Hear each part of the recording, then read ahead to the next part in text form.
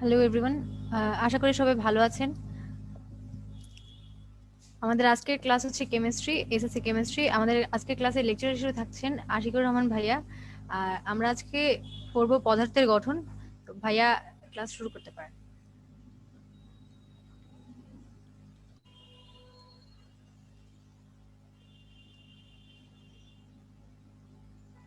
রেকর্ডিংটা start করে দাও। পদার্থের গঠন ভাইয়া।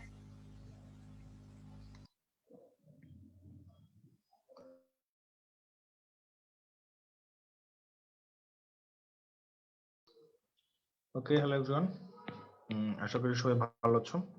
তো আমরা শুরু করছি আমাদের কেমিস্ট্রি লাইভ ক্লাস। তো তোমাদের সাথে কেমিস্ট্রি ক্লাস এটাই প্রথম। তো আশা করি আমাদের কেমিস্ট্রি ক্লাসের পুরো জার্নিটা অনেক ভালো যাবে, অনেক সুন্দর কাটবে। তো কেমিস্ট্রি ক্লাসের শুরুতে তোমাদের সিলেবাসে নতুন শর্ট সিলেবাসে যে পার্টটা আছে, that is structure of matter, পদার্থের গঠন। তো পদার্থের গঠন নিয়ে যদি আমরা আলোচনা করি তাহলে আমরা আলোচনা শুরু করছি, সেটা হচ্ছে চ্যাপ্টার 3 আর কি, যেটা। তো পদার্থের গঠন নিয়ে শুরুতে যদি কথা বলি, তাহলে পদার্থকে যদি আমরা সমান ভাগ করি, তাহলে দুইটা ভাগে ভাগ করা যায়। একটাকে বলা হয় মৌলিক পদার্থ, আর একটাকে বলা হচ্ছে যৌগিক পদার্থ। তো মৌলিক পদার্থকে আমরা বলি এলিমেন্টস, আর যৌগিক পদার্থকে বলি হচ্ছে কম্পাউন্ডস। তো সরি, আমার একটু গলা বসে আছে আজকে কেন জানো। তো এলিমেন্টস যেটা হয়, বেসিক্যালি মৌলিক পদার্থ বলতে বোঝাচ্ছে যেটাকে আর আসলে ভাগ করা যাচ্ছে না, এটা হচ্ছে একটা ইউনিক এন্টিটি, বা এর মধ্যে একটা সাবস্টেন্সই থাকবে, শুধু অন্য কিছু থাকবে না। আমি খুব সহজ করে যদি বলে দেখেন, এক্সাম্পল হিসেবে হিলিয়ামকে রাখা হয়েছে, হিলিয়ামের মধ্যে কিন্তু হিলিয়ামই থাকবে। তুমি একটা বেলুন দিছো, বেলুনের ভিতরে হিলিয়াম গ্যাস রাখছো, এখানে শুধু হিলিয়ামই থাকবে, এছাড়া অন্য কিছু থাকবে না, ঠিক আছে। তো আমি যদি যেমন অক্সিজেনের কথা বলি, O2, এয়ারে প্রচুর অক্সিজেন আছে। ধরো তুমি একটা অক্সিজেন সিলিন্ডার নিলা, অক্সিজেন সিলিন্ডার, এখানে কিন্তু শুধু অক্সিজেনই আছে, অন্য কিছু নাই। এবং অক্সিজেন একটা অণু বা মলিকুল, O2 হচ্ছে একটা মলিকুল বা অণু। তো এটা কিন্তু হচ্ছে দুইটা পরমাণুর সমন্বয়ে গঠিত। এখানে অক্সিজেন আর অক্সিজেনের মধ্যে দুইটা বন্ধন হয়, এটাকে আমরা বলেছি কোভ্যালেন্ট বন্ড, ঠিক আছে, সমযোজী বন্ধন। তো এই সমযোজী বন্ধন এটা দুই ধরনের হয়। কোভ্যালেন্ট বন্ড দুইটা, এখানে একটা বন্ডকে আমরা বলি sigma bond, another one is pi bond, এটাকে বলি পাই বন্ড। একটা হচ্ছে সিগমা বন্ধন আর একটা পাই বন্ধন। যদি কখনো এরকম হয় যে ধরো এ একটা সাবস্টেন্স, বি একটা সাবস্টেন্স, তাদের মধ্যে তিনটা বন্ধন আছে, তাহলে যেটা ধরে নেবে যে এখানে যে তিনটা বন্ধন আছে তার মধ্যে একটা বন্ধন হচ্ছে সিগমা, সিগমা একটি, বাকি দুটি হচ্ছে পাই বন্ধন। তো আমরা এটা নিয়ে হোপফুলি পরবর্তীতে আলোচনা করবো যে সিগমা বন্ধন কি জিনিস, পাই বন্ধন কি জিনিস, ঠিক আছে। এখন আসো যৌগিক পদার্থের কথা যদি বলি, যেমন এখানে দেখো পানির কথা বলা আছে, পানিতে কিন্তু এখানে হাইড্রোজেন আছে, অক্সিজেন আছে, এবং হাইড্রোজেন দুইটা, অক্সিজেন একটা। হাইড্রোজেন একটা জিনিস, অক্সিজেন একটা ভিন্ন জিনিস। হাইড্রোজেন একটা পরমাণু, এখানে দুইটা হাইড্রোজেন পরমাণু আছে, এখানে অক্সিজেন আরেকটা পরমাণু। তার মানে এখানে আসলে পানিতে দুইটা ভিন্ন ভিন্ন পরমাণুর সমন্বয়ে পানি গঠিত। তাহলে আমরা সহজ ভাষায় বলতে পারি পানি হচ্ছে একটা যৌগিক পদার্থ। পানিকে সিম্পলি যদি বলে যেটাকে যে ভাঙলাম, ভেঙে আমি দুইটা ভিন্ন জিনিস পাইলাম, একটা হাইড্রোজেন পরমাণু আর একটা হচ্ছে অক্সিজেন পরমাণু। তো আশা করি তোমরা শুনতে পাচ্ছ বা খুব ভালো মতো দেখতে পাচ্ছ। তো সবাই আমাকে অসংখ্য সালাম দিয়েছে, সবাইকে বলছি ওয়ালাইকুম আসসালাম। তামান্না তিজারত বলছে আমার কথা অনেক হার্ড লাগছে, ওকে আমি আস্তে আস্তে একটু সহজ করে বলার চেষ্টা করছি। পরমাণু, তো পরমাণু বা অ্যাটম এটা কি জিনিস? তো এই পরমাণু নিয়ে সর্বপ্রথম আসলে, বা কোন একটা পদার্থ নিয়ে, সেটা মৌলিক বা যৌগিক যেটাই হোক না কেন, সেটা নিয়ে সর্বপ্রথম যিনি মতবাদ দিয়েছিলেন বা কিছু বলেছিলেন, সেটা হচ্ছে যে ডেমোক্রিটাস এবং লুসিপাস। ডেমোক্রিটাস এবং লুসিপাস প্রায় 460 অব্দে বলেছিলেন যে সমস্ত বা সব পদার্থই ক্ষুদ্র এক ধরনের অবিভাজ্য কণা এবং অসংখ্য কণা দ্বারা গঠিত। কিন্তু পরবর্তীতে অ্যারিস্টটল এসে বলল যে না, এটা অবিভাজ্য কণা দ্বারা গঠিত না। তো ডেমোক্রিটাস এবং লুসিপাসের এই কথাটাকে অ্যারিস্টটল এসে যখন নাকচ করে দিল, কিন্তু তারপরে ডাল্টন এসে 1803 সালে ডাল্টন বলল যে না, পরমাণু হচ্ছে কিছু ক্ষুদ্র অবিভাজ্য কণা দ্বারা গঠিত, সরি, যে কোনো পদার্থ কিছু ক্ষুদ্র এবং অবিভাজ্য কণা দ্বারা গঠিত। তো সেটা কিন্তু দেখো যে লুসিপাস এবং ডেমোক্রিটাসের যেই তত্ত্ব, বা তারা যে কথাটা বলেছিল সেটাকে সমর্থন করে, কিন্তু অ্যারিস্টটল ওই কথাটাকে নাকচ করেছিল।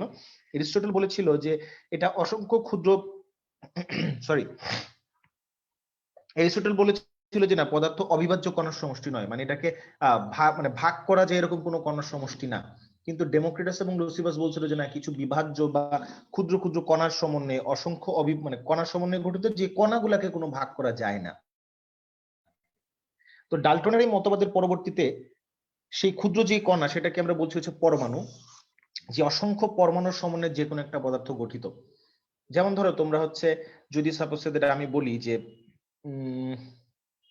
ধরো বললাম যে হিলিয়াম গ্যাসের কথা বলেছিলাম, হিলিয়াম গ্যাসের বেলুনের কথা বলছিলাম, যে আমরা একটা বেলুনের ভিতরে হিলিয়াম গ্যাস নিয়েছি, তার ভিতরে হিলিয়াম আছে।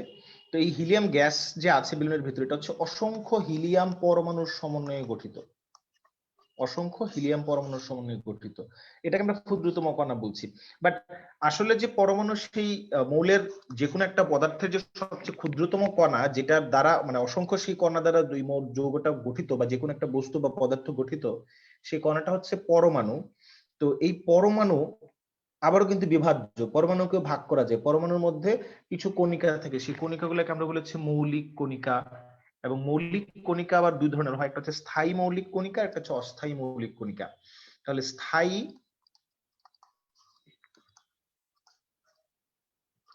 মৌলিক কণিকা, সরি, আরেকটা হচ্ছে 1 নাম্বার, 2 নাম্বার হচ্ছে অস্থায়ী মৌলিক কণিকা।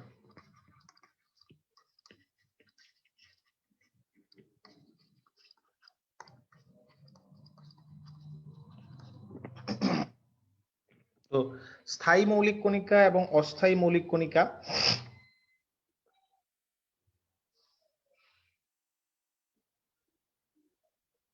আচ্ছা, তো স্থায়ী মৌলিক কণা এবং অস্থায়ী মৌলিক কণিকার সমন্বয় হচ্ছে পরমাণু গঠিত। পরমাণু কি জিনিস? পরমাণু হচ্ছে যে কোনো একটা সাবস্টেন্স যদি বলি বা যে কোনো একটা বস্তু বলি, সেটা হচ্ছে পরমাণু নামক কিছু ক্ষুদ্র ক্ষুদ্র সমষ্টি, ক্ষুদ্র ক্ষুদ্র জিনিসের সমন্বয়ে গঠিত। সেই পরমাণু আবার দুই ধরনের দ্বারা গঠিত, একটা হচ্ছে স্থায়ী মৌলিক কণিকা, একটা হচ্ছে অস্থায়ী মৌলিক কণিকা। তো স্থায়ী মৌলিক কণিকার কথা যদি আমরা বলি, পরমাণুর যে স্থায়ী মূল কণিকা বা মৌলিক কণিকা যেগুলোকে আমরা বলছি, সেগুলো সম্পর্কে আমরা একটু পরে পড়বো। দ্যাট ইজ, এটা তিনটা হয়, ইলেকট্রন, প্রোটন এবং নিউট্রন। হ্যাঁ, তো এই ইলেকট্রন, প্রোটন এবং নিউট্রনই হচ্ছে স্থায়ী মৌলিক কণিকা, যে মৌলিক কণিকার সমন্বয়ে পরমাণু গঠিত। আর অস্থায়ী মৌলিক কণিকার মধ্যে অনেক অস্থায়ী মৌলিক কণিকা আছে। আমি যদি কয়েকটা অস্থায়ী মৌলিক কণিকার কথা বলি, যেমন হচ্ছে পজিট্রন, নিউট্রিনো, দেন হচ্ছে ধরো পাই মেসন, এরকম আরো অনেক কিছু আছে। এই জিনিসগুলো তোমাদের আসলে এত কঠিন জিনিস একটু পড়তে হবে না, বাট জানলেই হবে। তো আসলে এই জিনিসগুলো বলার পেছনে উদ্দেশ্য হচ্ছে কারণ তোমাদের আসলে সিলেবাস শর্ট করে দিয়েছে। তো শর্ট সিলেবাস নিয়ে খুব খুশি হওয়ার কিছু কিন্তু নেই, শর্ট সিলেবাস মানে কিন্তু কোশ্চেন অনেক কঠিন হবে, অনেক ডেপথে পড়াশোনা করতে হবে, অনেক কিছু জানতে হবে যে জিনিসগুলো তুমি আগে জানতে না। তো আমি আবার একটু রিভিউ যদি করি আগে থেকে, আমরা পদার্থকে দুইটা ভাগে ভাগ করতে পারি, একটা হচ্ছে মৌলিক পদার্থ আর একটা যৌগিক পদার্থ। মৌলিক পদার্থ বেসিক্যালি এটা একটা সেম জিনিসের মানে একটা সিঙ্গেল জিনিসই তার মধ্যে সবসময় থাকবে। যেমন হিলিয়াম গ্যাসের কথা বলছিলাম, ওই হিলিয়াম গ্যাসের যে বেলুন, এই বেলুনের ভিতরে শুধু হিলিয়ামই থাকবে, অন্য কিছু থাকবে না, যেমন শুধু হিলিয়াম। আমি যদি বলি অক্সিজেন অণুর কথা, একটা সিলিন্ডারের ভিতরে অক্সিজেন আছে বা অক্সিজেন গ্যাস সিলিন্ডার, তার ভিতরে শুধু অক্সিজেনই, এই যে অক্সিজেন অক্সিজেন অক্সিজেন এরকম অসংখ্য অক্সিজেন একসাথে থাকবে, এগুলো হচ্ছে অক্সিজেনের অণু, অসংখ্য অক্সিজেন অণু একসাথে থাকতেছে। এখানে অন্য কোনো অণু নাই, কিন্তু শুধু অক্সিজেনই থাকবে। বাট আমি যদি পানির কথা বলি, দেখো পানিতে কিন্তু হাইড্রোজেন আছে, তার সাথে অক্সিজেনও আছে। পানিতে দুইটা হাইড্রোজেন আছে পরমাণু হিসেবে, একটা অক্সিজেন পরমাণু হিসেবে আছে। তাহলে এখানে দেখো দুইটা ভিন্ন পরমাণুর সমন্বয়ে এই যৌগটা গঠিত, মানে এই জিনিসটা গঠিত বলে এটাকে বলা হচ্ছে যৌগিক পদার্থ।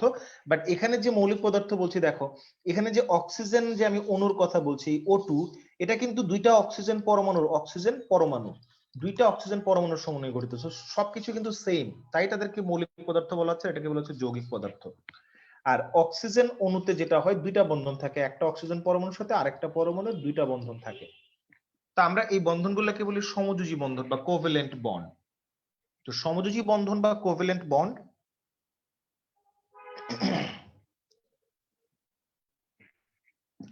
সমযোজী বন্ধন বা কোভ্যালেন্ট বন্ড, এখানে আমি কিছু জিনিস লিখেছি, এই জিনিসগুলো তোমাদের হয়তো বুঝতে একটু কষ্ট হচ্ছে, আমি একটু রিমুভ করে দিচ্ছি, সরি ফর দ্যাট। এখন দেখো, এই যে মৌলিক কণিকার কথা আমরা বললাম, মৌলিক কণিকা হচ্ছে স্থায়ী মৌলিক কণিকা, অস্থায়ী মৌলিক কণিকা দিয়ে পরমাণু গঠিত। তার মধ্যে স্থায়ী মৌলিক কণিকাগুলো হচ্ছে ইলেকট্রন, প্রোটন, নিউট্রন। আর অস্থায়ী মৌলিক কণিকা যেমন পজিট্রন, নিউট্রিনো, পাই মেসন, এই জিনিসগুলা। অণু হচ্ছে যেটা, অণু হচ্ছে একাধিক পরমাণুর সমন্বয়ে গঠিত। যেমন আমরা একটু আগে পানিটা দেখলাম H2O, এটা কিন্তু একটা অণু। ঠিক আছে, এখানে দেখো দুইটা হাইড্রোজেন পরমাণু, দুটি হাইড্রোজেন পরমাণু আছে, আর একটা অক্সিজেন পরমাণু আছে। সো দুটি ভিন্ন পরমাণুর সমন্বয়ে গঠিত, বা ভিন্ন না, একই রকম পরমাণুর সমন্বয়ে গঠিত হতে পারবে। যেমন অক্সিজেন O2, এখানে দেখো একটা অক্সিজেনের সাথে আরেকটা অক্সিজেন হচ্ছে O2, এই জিনিসটা হচ্ছে O2। এখানে একটা অক্সিজেনের সাথে আরেকটা অক্সিজেনের দেখো সমযোজী বন্ধন আছে দুইটা। তো দুইটা সেম পরমাণু মিলেও কিন্তু একটা অণু গঠন করতে পারে। তার মানে একাধিক পরমাণুর সমন্বয়ে গঠিত কিছু একটাকে আমরা বলবো অণু। আশা করি তোমরা বুঝতে পেরেছো। আচ্ছা আচ্ছা, সরি, এটা রসায়ন প্রথম পত্র লেখা, এখানে একজন কোশ্চেন করছে, এটা আসলে রসায়নই, তোমাদের তো একটাই পত্র, because তোমরা এসএসসি। এখন দেখো, আমরা যদি মৌলের প্রতীক নিয়ে একটু কথা বলি, এই যে বললাম মৌলিক পদার্থ বা মৌল যদি বলি আমরা, এলিমেন্ট, সিম্বল অফ এলিমেন্টস, সে মৌলিক পদার্থের মধ্যে যেমন দেখো হাইড্রোজেন আছে, অক্সিজেন আছে, নাইট্রোজেন আছে, carbon, chlorine, calcium, cobalt, cadmium, chromium আছে। তো তাদের এখানে দেখো মৌলগুলোর ইংলিশ টার্ম লেখা আছে, বা মৌলিক পদার্থগুলোর ইংলিশ টার্ম লেখা আছে। যেমন এটা হাইড্রোজেন, এটা oxygen, nitrogen, carbon, chlorine, calcium, cobalt. এদেরকে প্রতীকের মাধ্যমে প্রকাশ করি আমরা। বলতে আমি আসলে হাইড্রোজেন যখন লিখবো, আমি যদি পুরো হাইড্রোজেন লিখতে যাই, এই হাইড্রোজেন, তাহলে আমার জন্য ধরো লিখা একটু সময় সাপেক্ষ, অনেক বড় বড় জিনিসপত্র লিখতে হবে। তাই আমরা শর্ট করে প্রথম যে অধ্যক্ষরটা, সেই অধ্যক্ষরটাকে তার প্রতীক হিসেবে লিখলাম। কোনো কোনো ক্ষেত্রে দেখা যায় যে একটা অধ্যক্ষর দিয়ে প্রকাশ করতে গেলে প্রবলেম ক্রিয়েট হয়। যেমন দেখো, এখানে কার্বন অধ্যক্ষর হচ্ছে, মানে প্রথম অ্যালফাবেটটা সি, এটাকে কার্বন লেখা হলো, সি লেখা হলো। কিন্তু যদি ক্যালসিয়ামের কথা বলি, তাহলে প্রথম অক্ষর সি, তাহলে একটা প্যাচ লেগে যাবে, কার্বনও সি, ক্যালসিয়ামও সি। তাই ক্যালসিয়ামটাকে কার্বন থেকে আলাদা করার জন্য ক্যালসিয়ামের পরে যে এ আছে, এটাকে ছোট্ট করে লিখে দিয়ে বললো এটা হচ্ছে ক্যালসিয়াম। এখন আবার দেখো, ক্যাডমিয়ামের ক্ষেত্রে লিখতে গেলে দেখো এখানে সি আছে, তারপরে এ আছে। এখন আমি যদি এটা লিখি সি এ, তাহলে কিন্তু প্যাচ লেগে যাবে, বিকজ ক্যালসিয়াম আর ক্যাডমিয়াম সেম না। তাই এ কে বাদ দিয়ে পরবর্তী যে ডি, ডিটাকে লিখে হলো দেখো যে সিডি, ক্যাডমিয়াম। ঠিক আছে, তো এইভাবেই ধরো এই প্রতীকগুলাকে ঠিক করা হয়েছে, যে আমি হাইড্রোজেনকে এইচ দিয়ে প্রকাশ করব, এইচ লিখার মানে এটা হাইড্রোজেন। আমি যদি লিখি সি এ, তার মানে এটা ক্যালসিয়াম। আমি যদি লিখি শুধু সি, তার মানে এটা কার্বন। আমি যদি লিখি সিডি, তার মানে এটা ক্যাডমিয়াম। ঠিক আছে, আশা করি তোমরা বুঝতে পারছো।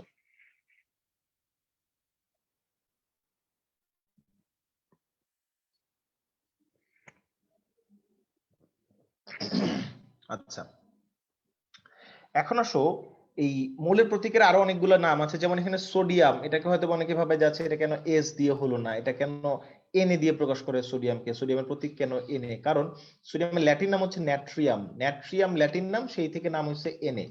এখন যদি শুধু নাইট্রোজেন লিখতাম, এন লিখতাম, তাহলে কিন্তু নাইট্রোজেন হয়ে যেত। তো আগের পেজে দেখো এখানে নাইট্রোজেনকে এন দিয়ে প্রকাশ করেছে, আদ্যক্ষর এন। ঠিক আছে, আচ্ছা। কপারের ল্যাটিন হচ্ছে কাপ্রাম, পটাশিয়াম হচ্ছে ক্যালিয়াম, ক্যালিয়াম থেকে কি আসছে? সিলভার আর্জেন্টাম থেকে দেখো এ জি এসেছে। এ আর নেওয়া হলো না কেন? এই যে এখানে এ আর নেওয়া হলো না, এর পেছনে না নেওয়ার পেছনে কারণ হচ্ছে, আচ্ছা সবাই আমাকে একটু স্লো পড়াইতে বলছে, আমি এখন থেকে একটু স্লো পড়াচ্ছি। আমি হয়তো অনেক দ্রুত গিয়েছি, তোমাদের বুঝতে অসুবিধা হয়েছে।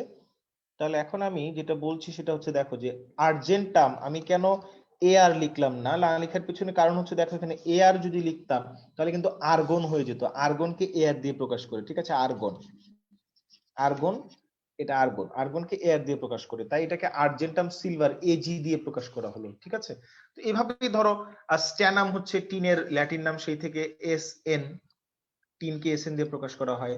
যেমন স্টিবিয়াম অ্যান্টিমনি, দেন এস বি আসছে। গোল্ড হচ্ছে অরাম, তাই এই ইউ আসছে। লেড হচ্ছে প্লাম্বাম, তাই থেকে পিবি আসছে। টাংস্টেন হচ্ছে ওলফার্ম, ওলফ্রাম, তাই হচ্ছে ডাব্লিউটা আসছে, ডাব্লিউ দিয়ে টাংস্টেনকে প্রকাশ করা হয়। আয়রন হচ্ছে ফেরাম, ফেরাম থেকে এফি। মার্কারি, এটা হচ্ছে হাইড্রোজাইরাম, সো এই থেকে আসছে এইচ জি, মার্কিউরি বা মার্কারি। সো আমরা কিন্তু বলছি মার্কিউরি বা মার্কারি, বাট আলটিমেটলি এটাকে কিন্তু আমরা প্রতীক দিয়ে প্রকাশ করছি। সেটা হচ্ছে কি, সেটা হচ্ছে যে বেসিক্যালি এইচ জি। হ্যাঁ, আমার কথা কি বুঝতে পারছো? আশা করছি তোমরা বুঝতে পারছো। এখন আমরা যদি হচ্ছে ধরো সংকেত বলি, আমরা যখন কোন একটা পরমাণুকে প্রকাশ করব বা মৌলকে প্রকাশ করব তখন আমরা সেটা যেটা করি প্রতীক দিয়ে প্রকাশ করি। তার নাম যে আছে, নামের শুরুর অংশটা, শুরুর অ্যালফাবেটটাকে বা এর পরের কোন একটা অ্যালফাবেটকে, সুইটেবল অ্যালফাবেটকে নিয়ে তাকে প্রকাশ করছি, সেটাকে বলা হচ্ছে যে কোনো মৌলের প্রতীক বা মৌলিক পদার্থের আমরা প্রতীক দিয়ে প্রকাশ করি। কিন্তু যৌগিক পদার্থ যখন হবে সেটাকে যেটা করব আমরা সংকেত দিয়ে প্রকাশ করব। সেই সংকেতটা হচ্ছে কি, যে ব্যাপারটা হচ্ছে ধরো আমি যদি বলি নাইট্রোজেন, তার মানে শুধু নাইট্রোজেন, এখানে নাইট্রোজেন ছাড়া অন্য কিছু থাকবে না, নাইট্রোজেন পরমাণুই থাকবে। কিন্তু আমি যদি বলি ধরো যে নাইট্রোজেন অণু, এখানে কিন্তু একটা পরমাণু নয়, দুইটা পরমাণু আছে। নাইট্রোজেন অণুতে দুইটা পরমাণু আছে, নাইট্রোজেন আর নাইট্রোজেনের মধ্যে তিনটা বন্ধন থাকে।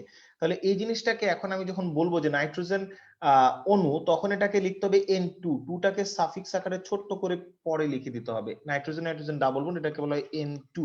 যেমন আমি যদি বলি অক্সিজেন আর অক্সিজেন দুইটা পরমাণু যখন একটা অণু গঠন করে ডাবল বন্ড করে, এখানে এক সমযোজী বন্ধনের মাধ্যমে, তো এখানে এটাকে লেখা হয় O2, টুটাকে ছোট্ট করে লেখা হয়। তার মানে সংখ্যা যদি লিখতে হয় কখনো, একটা পরমাণু একাধিকবার আছে, যেমন ক্লোরিন দুইবার আছে, তো সংখ্যাটাকে পরবর্তীতে মানে শেষের দিকে নামের প্রতীকের পরে, ক্লোরিনের প্রতীক এটা, তারপরে এখানে ক্লোরিন অণুতে দুইটা ক্লোরিন থাকে, সেটাকে বোঝানোর জন্য এখানে 2 দেওয়া হলো।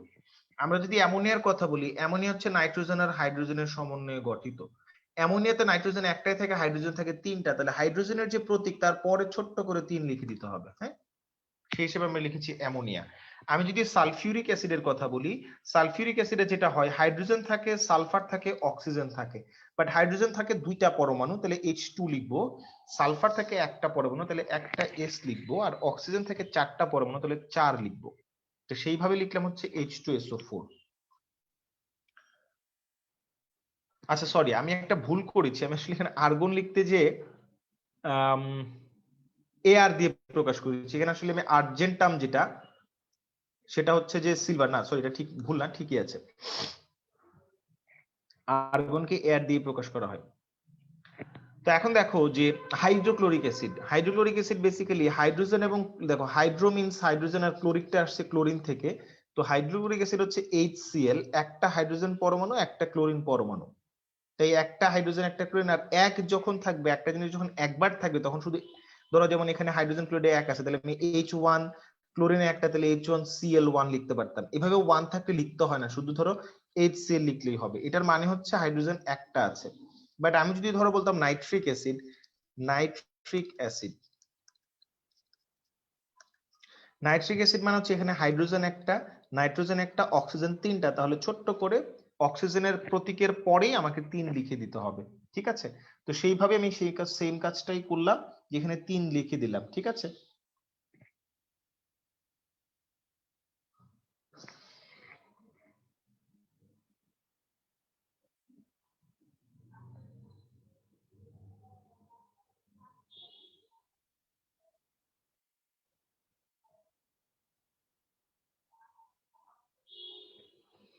আচ্ছা, একজন বলছে it would be better, great help for the English version student if you can translate the terms please sir. Okay, এখানে দেখো আমরা কিন্তু অণু বলতে মলিকুল বলছি, সংকেত বলছি হচ্ছে সিম্বল বলছি, আর হচ্ছে প্রতীক বলতে আমরা বলছি হচ্ছে বেসিক্যালি মৌলের প্রতীক বলতে সিম্বল অফ সরি, এটা সিম্বল অফ এলিমেন্টস, বাট এখানে যেটা সেটা হচ্ছে যে সিম্বল অফ এলিমেন্টস না, সেটা কম্পাউন্ডস হবে।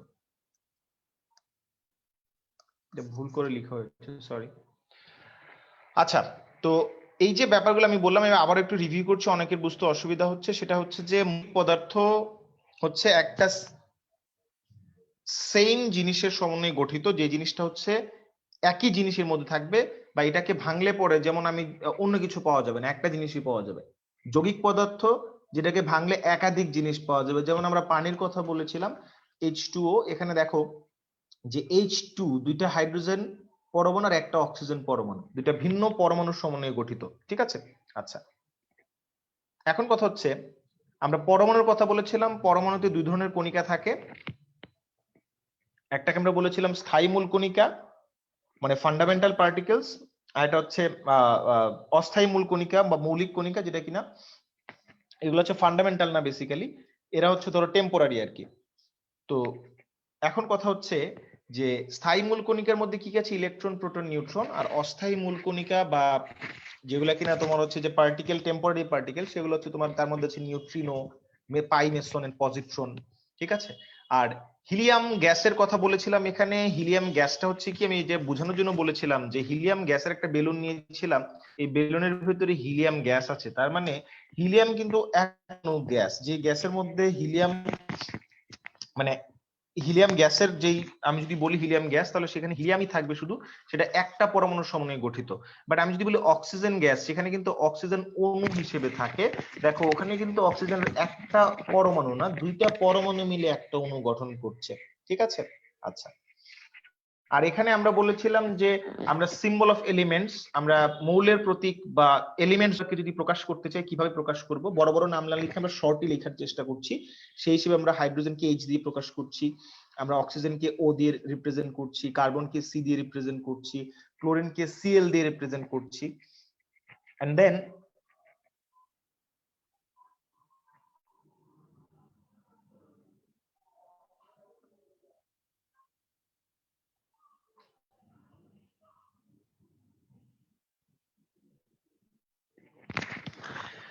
ওকে, দেন হচ্ছে আমরা যদি এখন এই পার্টিকেল ইনসাইড এন অ্যাটম মানে একটা পরমাণুর ভিতরে কি কি পার্টিকেল আছে সেগুলো নিয়ে আলোচনা করি, তাহলে মৌলিক কণিকা বা ফান্ডামেন্টাল পার্টিকেলস গুলো নিয়ে যদি কথা বলি, তার মধ্যে আছে ইলেকট্রন, প্রোটন, দেন হচ্ছে নিউট্রন আছে, ঠিক আছে। তো ইলেকট্রন টোমের স্ট্রাকচার বা অ্যাটম পরমাণুর গঠন দেয়া আছে। এখানে দেখো এই গঠনে তিন ধরনের পার্টিকেলের কথা বলা আছে, একটা ফান্ডামেন্টাল পার্টিকেল, ইলেকট্রন, প্রোটন এবং নিউট্রন। এখানে ইলেকট্রন, প্রোটন এবং নিউট্রনের মধ্যে যেটা মাথায় রাখতে হবে, তোমরা জানো হয়তো বা, সেটা হচ্ছে যে মাঝখানে যেটা সেটা বলেছে নিউক্লিয়াস।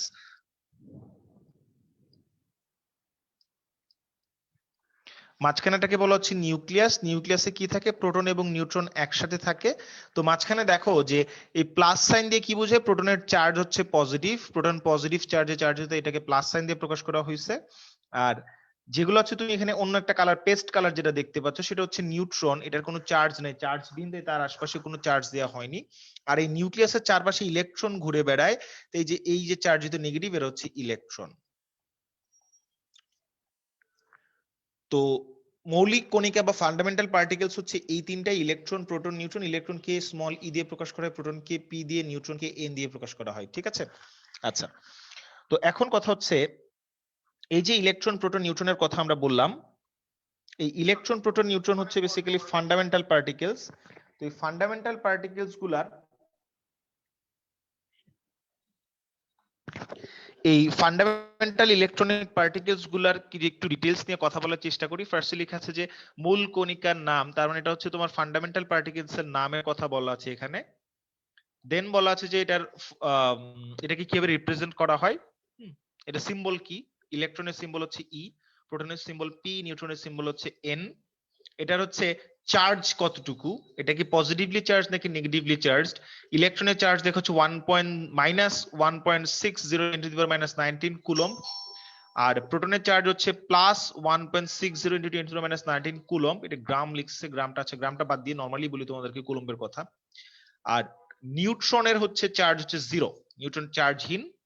ইলেকট্রনের মাস হচ্ছে 9.110 × 10⁻28 গ্রাম। প্রোটনের মাস হচ্ছে 1.673 × 10⁻24 গ্রাম, আর নিউট্রনের মাস হচ্ছে 1.675 × 10⁻24 গ্রাম। একটা জিনিস মনে রাখবা, কোন একটা পরমাণুর ক্ষেত্রে ইলেকট্রনের মাস কিন্তু খুবই খুবই খুবই নগণ্য হিসেবে ধরা হয়, ইলেকট্রনের মাস কিন্তু খুবই কম। কম বলতে বোঝায়, দেখো এখানে প্রোটন এবং ইলেকট্রনের যদি মাসের কম্পেয়ার করি, তাহলে তাদের মধ্যে না ইলেকট্রনের মাস হচ্ছে 1000 গুণ ছোট বা কম। আর রিলেটিভ চার্জ হচ্ছে -1.6 × 10⁻19 কুলম্ব।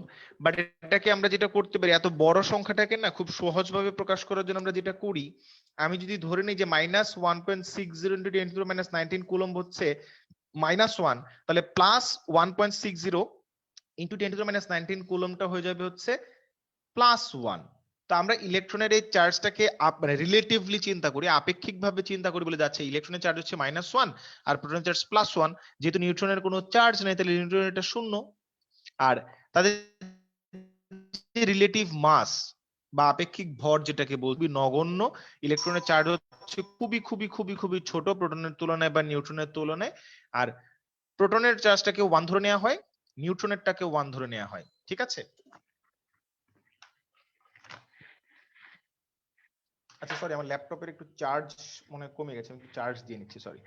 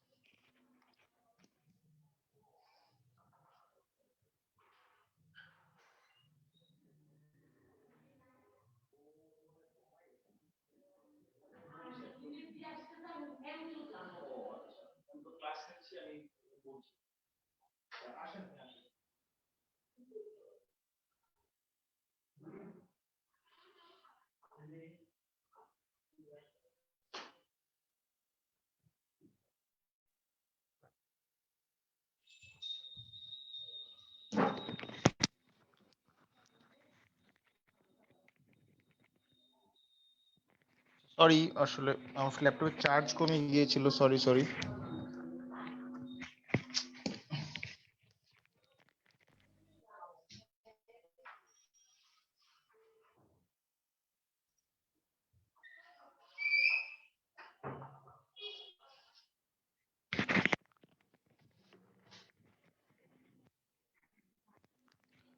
ওকে, তো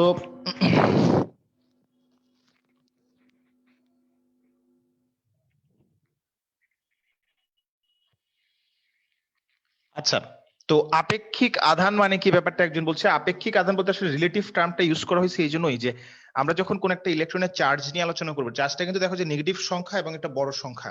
তো নেগেটিভ এবং একটা বড় সংখ্যা নিয়ে আলোচনা করার চাইতে এই জিনিসটা নেগেটিভ এবং এটাকে রিলেটিভলি 1 ধরে নিয়ে কাজ করছি। আমরা ধরে নিচ্ছি এটা 1, যেহেতু এটা নেগেটিভ সংখ্যাতে এটাকে ধরে নিলাম -1। আর প্রোটনের চার্জ হচ্ছে পজিটিভ সংখ্যা এবং সেটা দেখো ইলেকট্রনের চার্জ যা সেম কিন্তু প্লাস সাইন। তো ইলেকট্রনেরটাকে যদি আমি -1 ধরি তাহলে প্রোটনেরটাকে +1 ধরবো।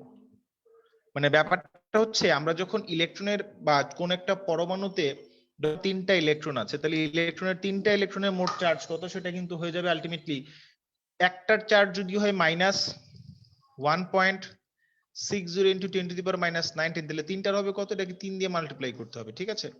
তো এই সংখ্যাটা দেখো আসলে কোনো কোনো পরমাণুর ক্ষেত্রে অনেক বেশি ইলেকট্রন থাকে, 50, 60, 70, 80, 90, অনেক অনেক। তো এখন কথা হচ্ছে যে এরকম অনেকগুলা যখন হবে তখন হচ্ছে আসলে আমাদেরকে এই এত বিশাল বড় একটা সংখ্যা মনে রাখা একটু টাফ, এটা নিয়ে আলোচনা করা একটু প্রবলেম। তো এখন কথা হচ্ছে যে আমি যখন ধরে নিব এটা -1, যেহেতু নেগেটিভ সংখ্যাতে এটাকে তাহলে আমার জন্য আলোচনা করার সুবিধা, ধর আমি বললাম যে একটা পরমাণুর ভিতরে ধরো সোডিয়াম বললাম, সোডিয়ামের মধ্যে ধরো তার প্রোটন সংখ্যা 11 আর ভর সংখ্যা হচ্ছে, ধরো তো পরমাণুর মধ্যে কোনো চার্জ না থাকে তাহলে আমরা ধরে নিই যে তার প্রোটন সংখ্যা তার ইলেকট্রন সংখ্যা। রিলেটিভ চার্জ আমি ধরছি +1, তাহলে এখানে 11টা পজিটিভ চার্জ, তাহলে 11 প্লাস ইলেকট্রন সংখ্যা যদি সেম হয় তাহলে 11 মাইনাস, তাহলে দুইটার সামেশন। তার মানে সোডিয়ামের মধ্যে কিন্তু কোনো চার্জ নাই। বাট আমি যদি বলি ধরো যে সোডিয়াম প্লাস 11 এটার মানে হচ্ছে, বাট ইলেকট্রন সংখ্যা একটা প্লাস চার্জ বেশি, মানে আসলে নরমালি পরমাণুতে ইলেকট্রন যেই কয়টা প্রোটন সেই কয়টা থাকে। তো ইলেকট্রনের চার্জ হয় পজিটিভ, প্রোটনের নেগেটিভ, প্রোটনেরটা হয় পজিটিভ, তাহলে নেগেটিভ আর পজিটিভ মিলে 0।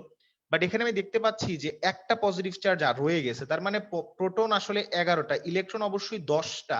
তা না হলে তো সামেশন কি হবে না, যেমন ইলেকট্রন এখানে +11 এটা -10, তাহলে সামেশন তো আর +1 হবে না। তাই এই +1টাই হচ্ছে এই যে +1। ঠিক আছে? তো সেই হিসেবে আমরা যেটা বলেছি যে আসলে, আচ্ছা অনেকে বলছে সাউন্ড প্রবলেম, এখনো কি সাউন্ড প্রবলেম হচ্ছে?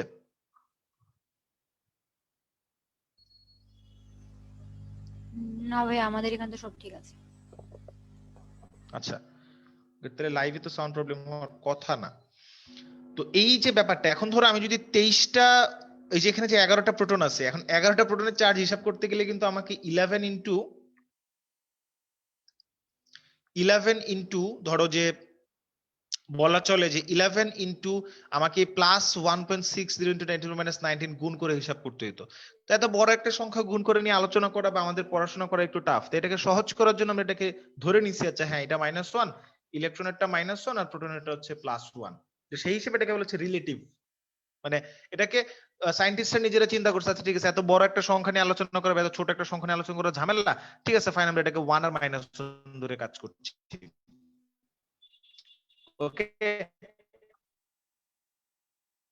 এবার আসো অ্যাটমিক নাম্বার। অ্যাটমিক নাম্বার কি জিনিস? আচ্ছা একটু কমেন্ট দেখি, অ্যাটমিক নাম্বারটা কি জিনিস? অ্যাটমিক নাম্বার হচ্ছে যে পরমাণুর মধ্যে যেটা কিনা তার প্রোটন সংখ্যা সেটাই তার অ্যাটমিক নাম্বার। কোন একটা পরমাণুর মধ্যে, ধর আমি যদি সোডিয়ামের কথাই বলেছিলাম একটু আগে, আমি যে কোনো একটা পরমাণুকে প্রকাশ করতে গেলে যদি তার কয়টা ইলেকট্রন আছে, তার মধ্যে কয়টা প্রোটন আছে, কয়টা নিউট্রন আছে, সেটা প্রকাশ করার একটা মাধ্যম থাকে বা একটা মিডিয়া থাকে, যে বা একটা ফরম্যাট থাকে, যে ফরম্যাটে আমরা তাকে প্রকাশ করি। তো সেই ফরম্যাটটা কি? সেই ফরম্যাটটা হচ্ছে, এটাকে আমরা প্রকাশ করি এইভাবে, আমি যদি একটু লিখি তোমাদের জন্য, এটাকে এক্স দিয়ে প্রকাশ করা হয়। এক্সটা হচ্ছে মৌলের প্রতীক, লিখবো সে পরমাণুর প্রতীক। আর এই এক্স এর পাশেই বাম পাশে নিচে যে জেড লেখা হয় আর উপরে লেখা হয় এ। এই জেডটাকে বলা হয় অ্যাটমিক নাম্বার বা পারমাণবিক সংখ্যা।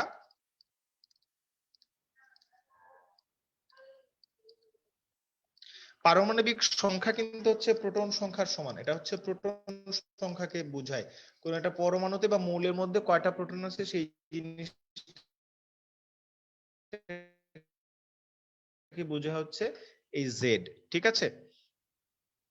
ভর সংখ্যা,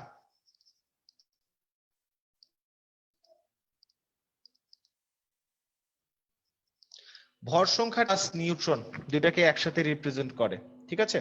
এটা মাস নাম্বার, তো এটাকে বলে অ্যাটমিক মাস নাম্বার আর কি, সরি অ্যাটমিক মাস নাম্বার। এখানে হচ্ছে তোমার অ্যাটমের মাস নাম্বার,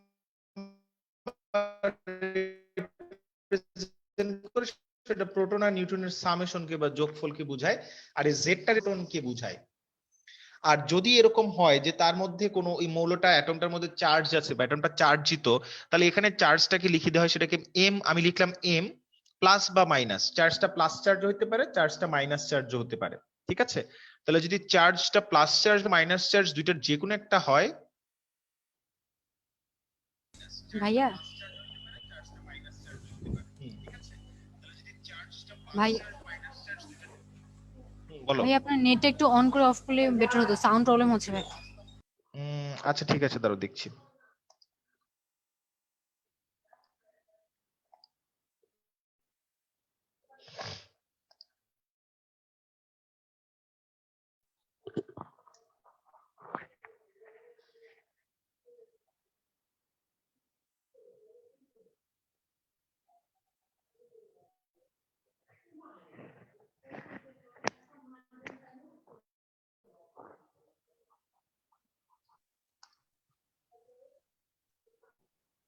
যারা যারা ক্লাসটা করতেছো কোনো সমস্যা নেই, ভাইয়াকে বলা হয়েছে, ভাইয়া নেটটা অফ করে অন করতেছেন, তো আশা করি সব ঠিক হয়ে যাবে।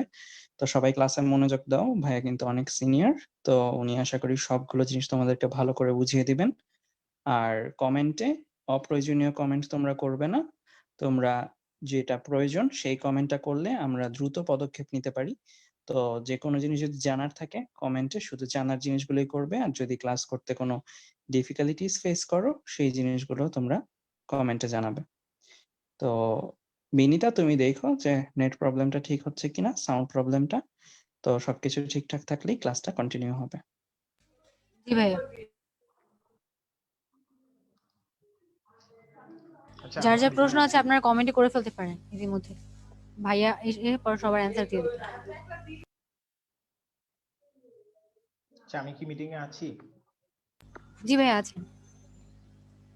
না, আমি ডিসকানেক্ট করছিলাম তো আমি ভাবছি এবার আমি নাই হয়ে গেলাম।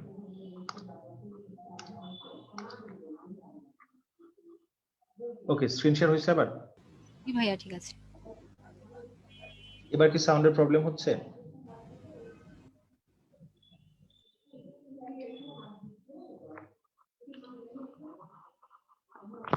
সবাই একটু জানাবা কাইন্ডলি আমাকে সাউন্ডের প্রবলেম হচ্ছে কিনা। ভাইয়া জানাচ্ছি।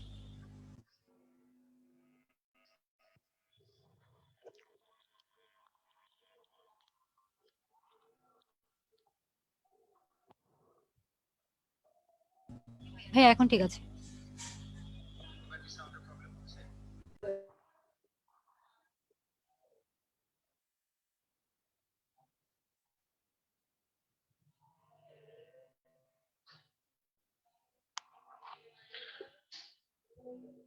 আচ্ছা, আমাকে একজন কমেন্ট করেছে যে কি বলে আপেক্ষিক ভরের কনসেপ্টটা কি আসলে। তো আপেক্ষিক ভরের ব্যাপারটা যদি আমি একটু বলি তোমাদেরকে, সেই জিনিসটা একটু দেখো তোমরা, আমি একটু বলছি আবারও। সেটা হচ্ছে যে আমি যদি ব্যাক করে আগের স্লাইডে যাই, আমরা ধরে নিয়েছিলাম যে আপেক্ষিক ভর প্রোটনেরটা হচ্ছে 1, নিউট্রনেরটাও 1 ধরা হয়েছে। তো আপেক্ষিক ভরটাকে এভাবে বলা হয় যে 1 AMU। AMU means atomic mass unit, ঠিক আছে? তো 1 AMU সমান হচ্ছে 1.6603 into 10 to the power minus 24 gram. তো এক অ্যাটমিক মাস ইউনিট, এটার মান হচ্ছে কত? সেটা হলো তোমার 1.6603 into 10 to the power minus 14 গ্রাম। তো আমি যদি একটা কাজ করি, আমি যে একটা প্রোটনের ভর আছে 1.673 into 10 to the power minus 24 গ্রাম, এটাকে যদি হচ্ছে এখন যে 1.6673 into 10 to the power minus 24 গ্রাম, এটাকে যদি এখন এই যে সংখ্যাটা উপরের সংখ্যাটাতে ভাগ দিতে, তাহলে আলটিমেটলি দেখো এটা কিন্তু অ্যাপ্রক্সিমেটলি 1ই আসবে। তো সেই হিসাবে আমরা বলছি এটাকে, যেটা হচ্ছে 1, আর প্রোটনেরটাও সেম, নিউট্রনের কিন্তু ভরও কিন্তু ওই 1ই আসবে। সেই থেকে আমরা এটাকে বলছি আপেক্ষিক মাস বা রিলেটিভ মাস। ওকে, তো এখানে যখন কোন একটা মৌলকে আমরা যদি প্রকাশ করতে যাই, সেটাকে যদি আমরা হচ্ছে তার একটা কি বলে এটাকে, যেটা যদি আমি হচ্ছে রিপ্রেজেন্ট করতে যাই, ডিনোট করতে যাই, লিখতে যাই, আমাকে এইভাবে লিখতে হবে যে ভর সংখ্যাটাকে বাম পাশে উপরে, প্রোটন নাম্বারটাকে, পারমাণবিক সংখ্যা বা অ্যাটমিক নাম্বারটাকে নিচে বাম পাশে, এবং যদি কোনো চার্জ থাকে চার্জটাকে উপরে লিখতে হবে। আমি প্লাস মাইনাস দিলাম কেন? চার্জ প্লাসও হতে পারে, চার্জটা মাইনাসও হতে পারে। সাপোজ সেটা আমি একটু আগে লিখছিলাম যেটা যে সোডিয়াম প্লাস 2311। এখানে দেখো এ হচ্ছে 23, 11 হচ্ছে তার প্রোটন নাম্বার বা অ্যাটমিক পারমাণবিক সংখ্যা যেটাকে বলে জেড, আর এই হলো মৌলের প্রতীক বা এখানে পরমাণু হিসেবে আছে সোডিয়াম, সোডিয়ামের প্রতীক। বাট এখানে একটা প্লাস চার্জ আছে, এটার মানে হচ্ছে এখানে চার্জ সংখ্যাটা হলো, বুঝা, এটা একটা আয়ন, সোডিয়াম প্লাস আয়ন। হ্যাঁ, এটা একটা ধনাত্মক আয়ন, ঠিক আছে? তো সোডিয়াম প্লাস আয়ন, এখানে ধরো 11টা প্রোটন আছে, 23টা নাম্বার। সো আমি যদি বলি এখানে যে তোমার আরেকটা পেজে যদি আমি লিখি, ধরো, আচ্ছা এখানেই ক্লিয়ার করি ব্যাপারটাকে, যে 23, 11 সোডিয়াম, তাহলে এখানে আমি বলছি প্রোটন নাম্বার হচ্ছে 11টা, তাহলে প্রোটন প্লাস নিউট্রন দুইটার যোগফল হচ্ছে, এটাকে আমরা এখানে ভর সংখ্যা বলছি বা মাস নাম্বার বলছি, দ্যাট ইজ 23। তাহলে এখান থেকে আমি বলছি নিউট্রন কয়টা, নিউট্রন কয়টা হচ্ছে, নিউট্রন হচ্ছে কয়টা, তোমরা একটু কমেন্ট করে ফেলো তাড়াতাড়ি।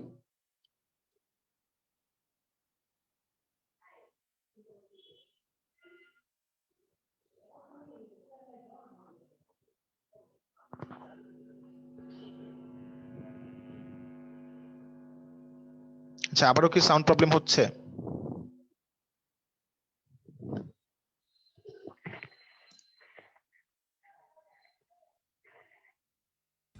ভাইয়া বলছে কয়েকজন।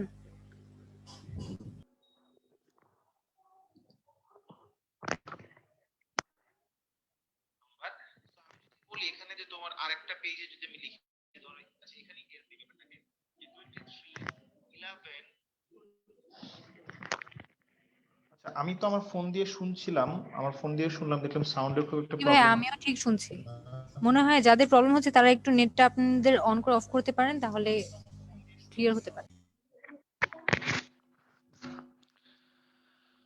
আচ্ছা ঠিক আছে, তাহলে এখন দেখো যে প্রোটন সংখ্যা হচ্ছে 11টা, নিউট্রন সংখ্যা হচ্ছে কয়টা? নিউট্রন সংখ্যা হচ্ছে কয়টা দেখো তোমরা একটু বলো দেখি, নিউট্রন সংখ্যা কয়টা? 12টা। ঠিক আছে, আচ্ছা। তো এই যে সোডিয়াম এখানে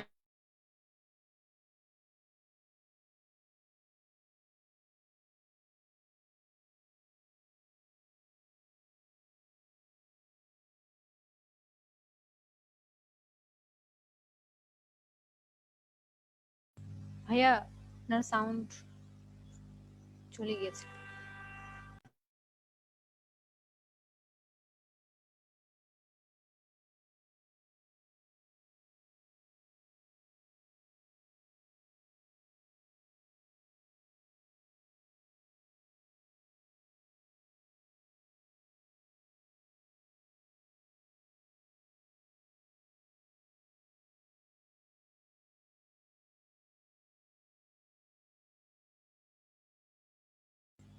সবাই একটু মনোযোগ দিয়ে অপেক্ষা করবেন, ভাইয়া কিছুক্ষণের মধ্যে চলে আসবেন। নেটওয়ার্কে একটু ইস্যু হচ্ছে মেবি।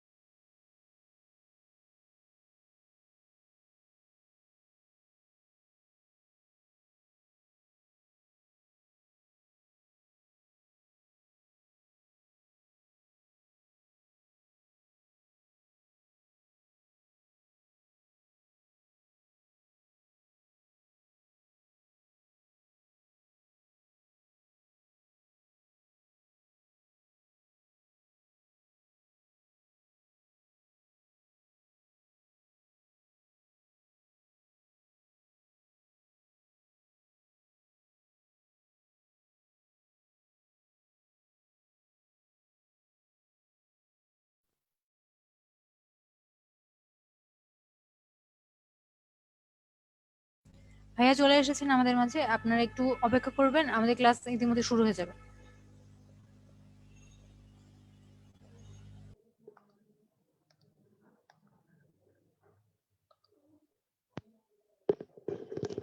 স্ক্রিন দেখা যাচ্ছে আবারও? জি ভাইয়া। আচ্ছা, সরি ফর দ্য ইন্টারাপশন, আমি ডিসকানেক্টেড হয়ে গেছিলাম, আমার বাসার ইন্টারনেট একটু প্রবলেম করেছিল।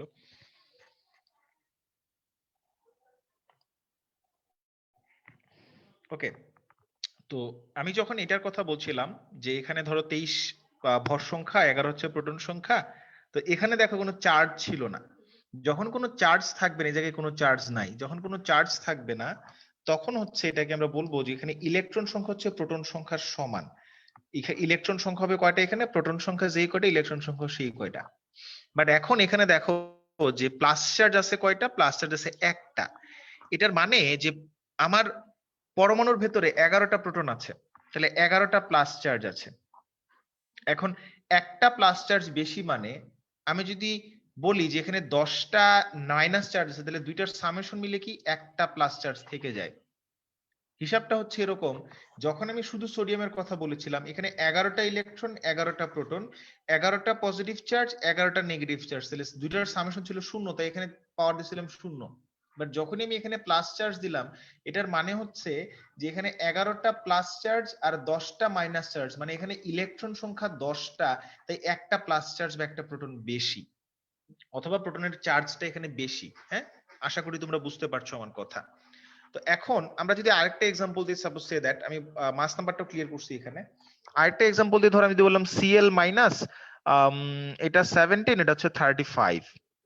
এটার মানে হচ্ছে, এখন বলো তো তার ইলেকট্রন সংখ্যা কয়টা? তোমরা একটু ঝটপট কমেন্ট করে ফেলো।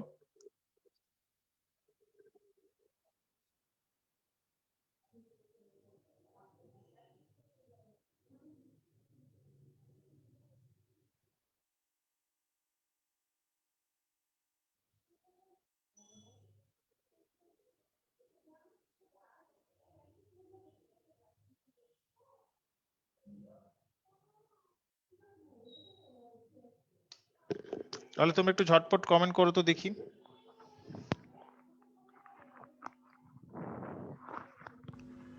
অনেকে কমেন্ট করা শুরু করেছে, কেউ 17 বলছে, কেউ 18 বলছে। আচ্ছা, তো অনেকে বলছো 17, অনেকে বলছো 18। তো আমি যদি একটু তোমাদেরটা একটু যদি বলি, দেখো এখানে প্রোটন সংখ্যা হচ্ছে কয়টা? প্রোটন সংখ্যা হচ্ছে 17টা। আর প্রোটন প্লাস নিউট্রন সংখ্যা মানে ভর সংখ্যা হচ্ছে 35। তাহলে প্রোটন যদি হয় 17, তাহলে এখন বুঝতেই পারতেছো নিউট্রন কয়টা? নিউট্রন হচ্ছে 18টা, কারণ 18 আর 17 যোগফলই হচ্ছে 35 হয়। এখন কথা হচ্ছে আমরা যেটা বলেছিলাম যে শুধু যদি এখানে কোনো চার্জ না থাকে, যদি এখানে চার্জের মান 0, তাহলে ইন দ্যাট কেস প্রোটন সংখ্যা সমান ইলেকট্রন সংখ্যা। বাট যদি চার্জ থাকে তখন কিন্তু সেটা কি বলা যাবে না? প্রোটন সংখ্যা সমান ইলেকট্রন সংখ্যা বলা যাবে না। এখন কথা হচ্ছে দেখো যে এখানে একটা নেগেটিভ চার্জ বেশি, এর অর্থ দেখো এখানে 17টা প্রোটন আছে মানে 17টা প্লাস চার্জ। একটা ইলেকট্রন, একটা নেগেটিভ চার্জ বেশি মানে আসলে এখানে 18টা নেগেটিভ চার্জ আছে, মানে ইলেকট্রন 18টা, তাইলেই যোগফল একটা নেগেটিভ হয়। তো আশা করি তোমরা বুঝতে পারছো আমি কি বলতে চাইছি।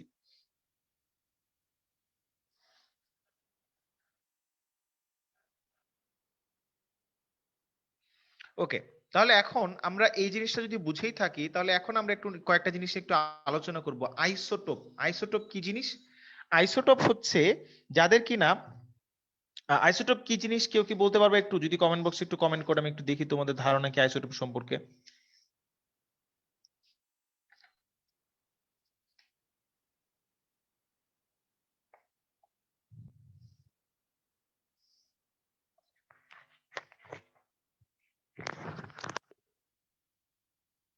আচ্ছা, আমাকে কি একটু লাইভে একটু মেনশন দাও, আমি লাইভটা খুঁজে পাচ্ছি না, আমি গ্রুপ থেকে বের হয়ে গেছি তো, সরি। জি ভাইয়া।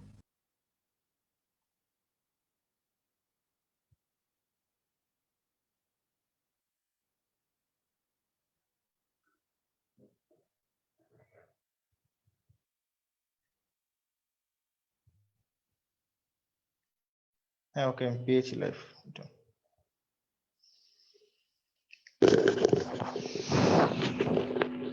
হ্যাঁ, অনেকেই উত্তর দেওয়া শুরু করে দিয়েছে।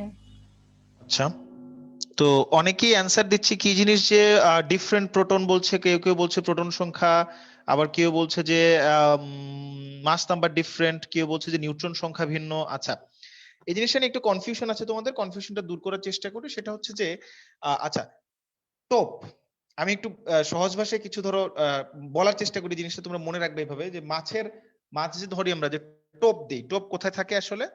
টোপ থাকে হচ্ছে পানির নিচে। ধরো যে পানির নিচে হচ্ছে মাছ ধরার জন্য টোপ থাকে, যে বড়শি দিয়ে তুমি মাছ ধরতেছো, হ্যাঁ, ধরো তুমি দাঁড়ায় আছো এখানে, বড়শি দিয়ে মাছ ধরতেছো তুমি। ওকে, সো এটা হচ্ছে পানির নিচে যে তুমি টোপ দিছো, টোপ হচ্ছে নিচে। আইসো মানে সমান। তো টোপ যদি নিচে থাকে, আসলে আমরা যে প্রকাশ করছিলাম কোন একটা মৌলকে ভর সংখ্যা এবং ইয়ে দিয়ে, যেটা বলে তোমার হচ্ছে যে প্রোটন অ্যাটমিক নাম্বার এন্ড হচ্ছে মাস নাম্বার দিয়ে, সেটা ছিল এখানে ছিল এ ভর সংখ্যা, জেড ছিল পারমাণবিক সংখ্যা বা প্রোটন সংখ্যা। তো জেডটা কিন্তু নিচে থাকে, তাহলে পানির নিচে মাছ ধরার টোপ থাকে, তাহলে আইসো মানে সমান, টোপটা সমান, তার মানে এখানে জেডটা সমান হবে। কি সমান হবে? জেড সমান হবে। জেড কি জিনিস? প্রোটন সংখ্যা। তার মানে একই প্রোটন সংখ্যা বিশিষ্ট, একই প্রোটন সংখ্যা কিন্তু ডিফারেন্ট বা ভিন্ন এ, ভিন্ন এ বিশিষ্ট, মানে ভিন্ন ভিন্ন ভর সংখ্যা বিশিষ্ট একই প্রোটন সংখ্যা বিশিষ্ট যদি একাধিক জিনিস থাকে, তখন একে অপরকে আইসোটোপ বলে। আমি যদি একটু তোমাদেরকে বোঝানোর চেষ্টা করি, ধরো একটা হচ্ছে 12 6 কার্বন, আর একটা হচ্ছে 14 6 কার্বন। দেখো দুজনেরই কিন্তু প্রোটন সংখ্যা সমান, কিন্তু দুজনের ভর সংখ্যা ভিন্ন। আবার অন্যভাবে বলা যায় যে এই যে প্রথম যেভাবে আমি এখানে ডিনোট করলাম কার্বনকে তার প্রোটন সংখ্যা এবং ভর সংখ্যা দিয়ে, এখানে আমি বলতে পারি দেখো প্রোটন সংখ্যা 6টা, নিউট্রন সংখ্যা হচ্ছে কয়টা? 6টা। বাট পরেরটাতে দেখো প্রোটন সংখ্যা 6টা, কিন্তু নিউট্রন সংখ্যা হচ্ছে 8টা। তাহলে এটাকে কিন্তু আবার এভাবে বলা যায় যে ভিন্ন নিউট্রন সংখ্যা বিশিষ্ট একই মৌলের দুটি ভিন্ন অবস্থাকে বা দুটি ভিন্ন জিনিসকে বলা হচ্ছে আইসোটোপ। একে অপরের আইসোটোপ হবে। এখানে কার্বন 12 এবং কার্বন 14 হচ্ছে একে অপরের আইসোটোপ। এবং কার্বন 14 কে হচ্ছে তোমার পৃথিবীর বয়স নির্ণয়ে ব্যবহার করে। এটা একটা এমসিকিউ আসে, খুব দারুণ একটা এমসিকিউ তোমাদের পরীক্ষার জন্য, ঠিক আছে? আচ্ছা, তাহলে কি হবে? ভর সংখ্যা ভিন্ন হবে, কিন্তু কি থাকবে? সেম, প্রোটন সংখ্যা সেম থাকবে। হ্যাঁ, আচ্ছা, এবার আসো আইসোটোন। আইসোটোন মানে কি? বেসিক্যালি কে বলতে পারবে আইসোটোন মানে কি? আইসোটোন, টোন মানে বোঝার চেষ্টা করি এইভাবে, টোন এটা দিয়ে মনে রাখবে এটা হচ্ছে নিউট্রন। টোন মানে বেসিক্যালি নিউট্রন, আইসো মানে সমান, তার মানে সমান নিউট্রন যাদের মধ্যে তারাই হচ্ছে একে অপরের আইসোটোন।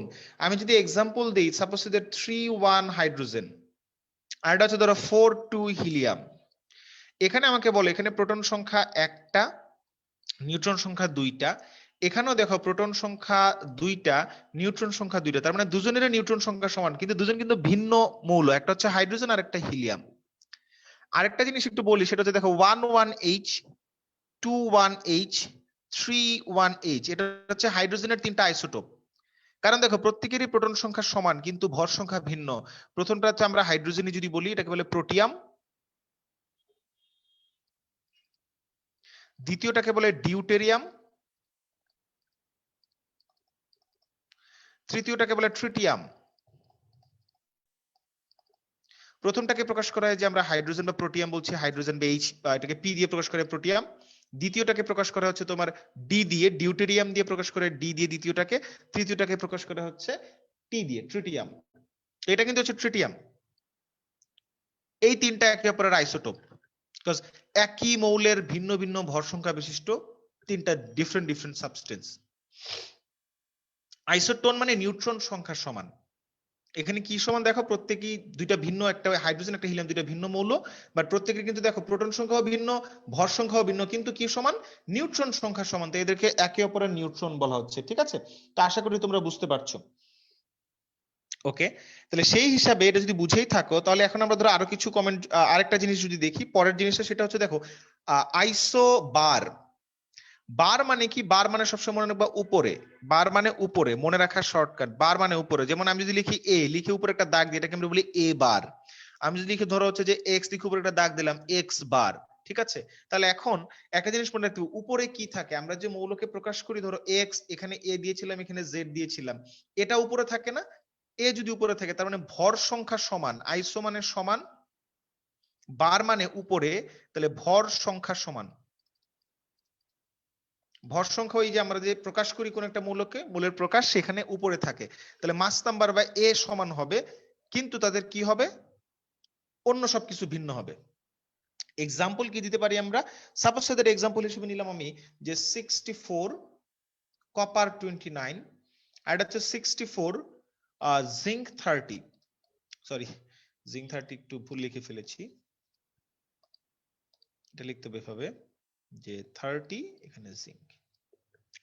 তো একটা হচ্ছে কপার 6429, জিঙ্ক 6430 জিঙ্ক, দুটো ভিন্ন ভিন্ন মৌল, কিন্তু একটার দেখো প্রোটন নাম্বার হচ্ছে 29, আরেকটার প্রোটন নাম্বার হচ্ছে 30। যেহেতু প্রোটন সংখ্যা ভিন্ন তার মানে একে অপরের আইসোটোপ না।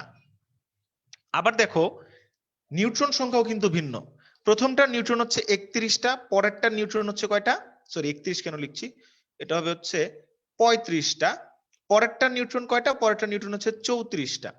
তো দেখো দুজনের নিউট্রনও কিন্তু সমান না, তার মানে একে অপরের আইসোটোনও না, আবার আইসোটোপও না, কিন্তু দুজনের ভর সংখ্যা কিন্তু সমান। সেই হিসেবে বলা যায় একে অপরের হচ্ছে আইসোবার। বুঝতে পারছো সবাই? যদি বুঝে থাকো তাহলে একটু কমেন্ট করো।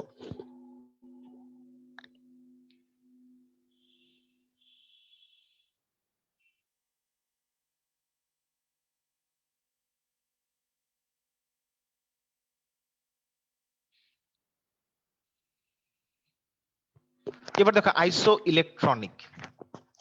আইসো ইলেকট্রনিক মানে, আইসো মানে সমান, সেম, ইলেকট্রনিক মানে ইলেকট্রন সংখ্যা সমান, ইলেকট্রন সংখ্যা যাদের সমান তাদেরকে একে অপরের আইসো ইলেকট্রনিক বলা হয়। তা আমি যদি তোমাদেরকে এইভাবে লিখি, শুধুমাত্র এইভাবেই যদি দেখাই, ধরো ইলেকট্রন সমান, ধরো আমি লিখলাম সোডিয়াম 11, 11 সোডিয়াম প্লাস, ভর সংখ্যা লিখলাম না, শুধু জাস্ট প্রোটন সংখ্যা লিখলাম, এভাবেও লেখা যায়। ধরো লিখলাম ফ্লোরাইড 9। এখন আমাকে বলো সোডিয়ামের এখানে ইলেকট্রন কয়টা, ফ্লোরিনের এখানে ইলেকট্রন কয়টা, ঝটপট কমেন্ট করে ফেলো। আমি একটু দেখছি তোমরা কে কি কমেন্ট করছো।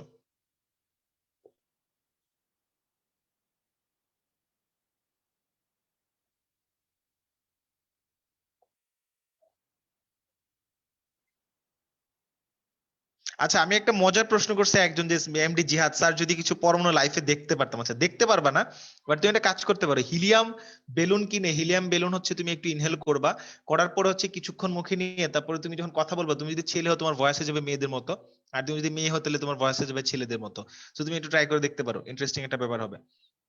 কিছুক্ষণের জন্য, সব সময় কিন্তু হবে না, মানে জাস্ট হয়তো বা 1 মিনিট 30 সেকেন্ড এরকম সময়ের জন্য এরকম হবে। কই আমি কমেন্ট দেখতে পাচ্ছি না, তোমরা একটু কুইকলি কমেন্ট করো। 10 ও মা সবাই দেখি লিখছে 10।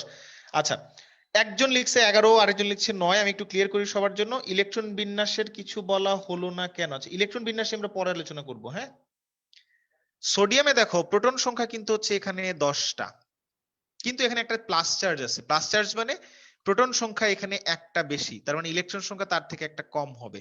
কেন? বিকজ আমি যদি শুধু সোডিয়াম বলতাম, সাপোজ দ্যাট আমি যদি শুধু সোডিয়াম বলতাম, ধরো একটু যদি আমি শুধু সোডিয়াম বলতাম, সরি,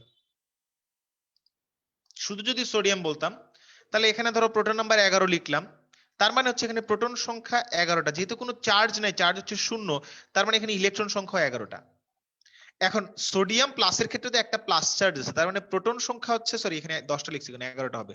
প্রোটন সংখ্যা হচ্ছে 11টা, কারণ তার অ্যাটমিক নাম্বার এখানে 11, কিন্তু একটা প্লাস চার্জ আছে, তার মানে আসলে ইলেকট্রন 10টা। তাইলে দেখো যোগফল কত হয়, একটা প্লাস চার্জ বেশি থাকে, কারণ প্রোটনের চার্জ হচ্ছে একটা পজিটিভ চার্জ +1, আর ইলেকট্রন হচ্ছে নেগেটিভ। তাহলে 11টা পজিটিভ 10টা নেগেটিভ, তার মানে একটা পজিটিভ থেকে যাবে, তাহলে ইলেকট্রন সংখ্যা 10টা।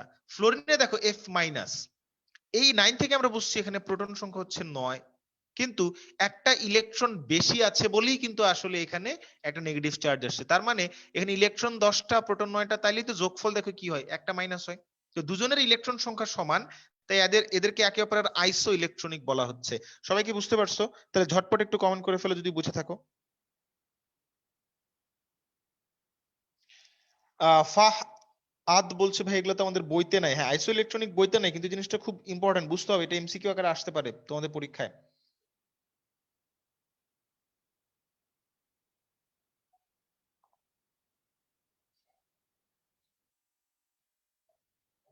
ওকে, এবার আসো পরমাণুর মডেল।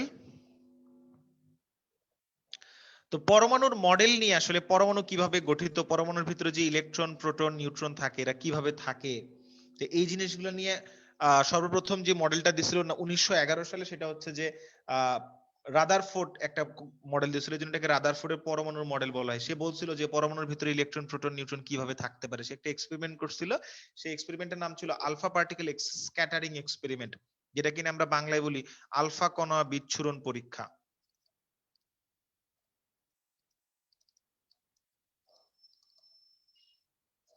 তো আলফা কণা কি জিনিস? Alpha particle scattering experiment. তো আলফা কণা বা আলফা পার্টিকেল কি জিনিস? আলফা পার্টিকেল হচ্ছে, আলফা পার্টিকেলের ভর সংখ্যা 4, প্রোটন সংখ্যা 2, তার মানে এটা আসলে হিলিয়ামকে বোঝাচ্ছে। কিন্তু হিলিয়ামের যেই এখানে যদি ভর সংখ্যা 4 হয় প্রোটন সংখ্যা 2 হয়, তাহলে এখান থেকে তোমরা অবশ্যই বলতে পারবে যে প্রোটন সংখ্যা 2, যেহেতু চার্জ হচ্ছে 0, তার মানে ইলেকট্রন সংখ্যা 2টা। কিন্তু আমি যদি 2টা ইলেকট্রনকে বাইর করে দিই, এখান থেকে নাই করে দিই, তাহলে আলটিমেটলি কিন্তু চার্জ 0 হবে না, তখন চার্জ হবে 2+। তো আলফা পার্টিকেলের যেটা হয়, আলফা পার্টিকেলের হচ্ছে ভর সংখ্যা 4, তার মানে এ হচ্ছে 4, তার হচ্ছে তোমার জেড হচ্ছে 2, আর এটার হচ্ছে চার্জ হলো +2। তো এই তিনটা জিনিস কিন্তু, ধরো যে হিলিয়ামের যদি 2টা প্লাস চার্জ হয়, 2টা প্রোটন থাকে আর 4টা ভর সংখ্যা হিলিয়ামের, এরকম যদি অবস্থা দাঁড়ায়, এটা হচ্ছে আমাদের আলফা পার্টিকেলের সাথে মিলে যায়।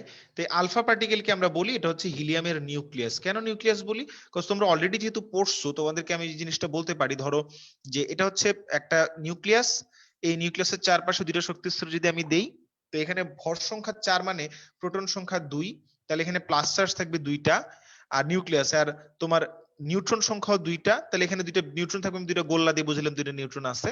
আর যদি নরমালি যদি আমি শুধু হিলিয়াম বলতাম, ধরো শুধু হিলিয়াম, তাহলে হিলিয়ামের কিন্তু 2টা ইলেকট্রন থাকে, বিকজ এই অবস্থায় দেখো যখন কোনো চার্জ নাই তখন কিন্তু তার ইলেকট্রন সংখ্যা 2টা, তাহলে তার বাইরের শক্তি স্তরে 2টা ইলেকট্রন থাকতো প্রথম শক্তি স্তরেই।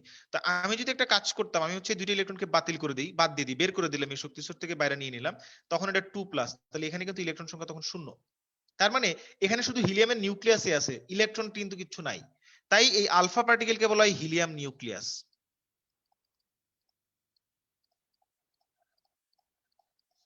তো alpha particle helium nucleus, alpha পার্টিকেলের চার্জ হচ্ছে ধনাত্মক চার্জ, পজিটিভ চার্জ। আলফা পার্টিকেলের চার্জ কি?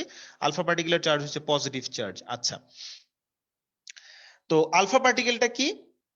আলফা পার্টিকেল সম্পর্কে বললাম। আলফা পার্টিকেল কি জিনিস? আলফা পার্টিকেল হচ্ছে এমন একটা কণা যেটার কিনা ভর সংখ্যা 4, প্রোটন সংখ্যা 2, চার্জ হচ্ছে 2+। আর এটা হিলিয়ামের যে নিউক্লিয়াস, মানে হিলিয়াম নিউক্লিয়াস বলতে আমি বোঝাচ্ছি হিলিয়াম 2+ বিশিষ্ট যে হিলিয়াম, তার যে ভর সংখ্যা, প্রোটন সংখ্যা, চার্জ তার সাথে মিলে, তাই এটাকে আমরা বলি এটা হচ্ছে হিলিয়াম নিউক্লিয়াসের সমতুল্য।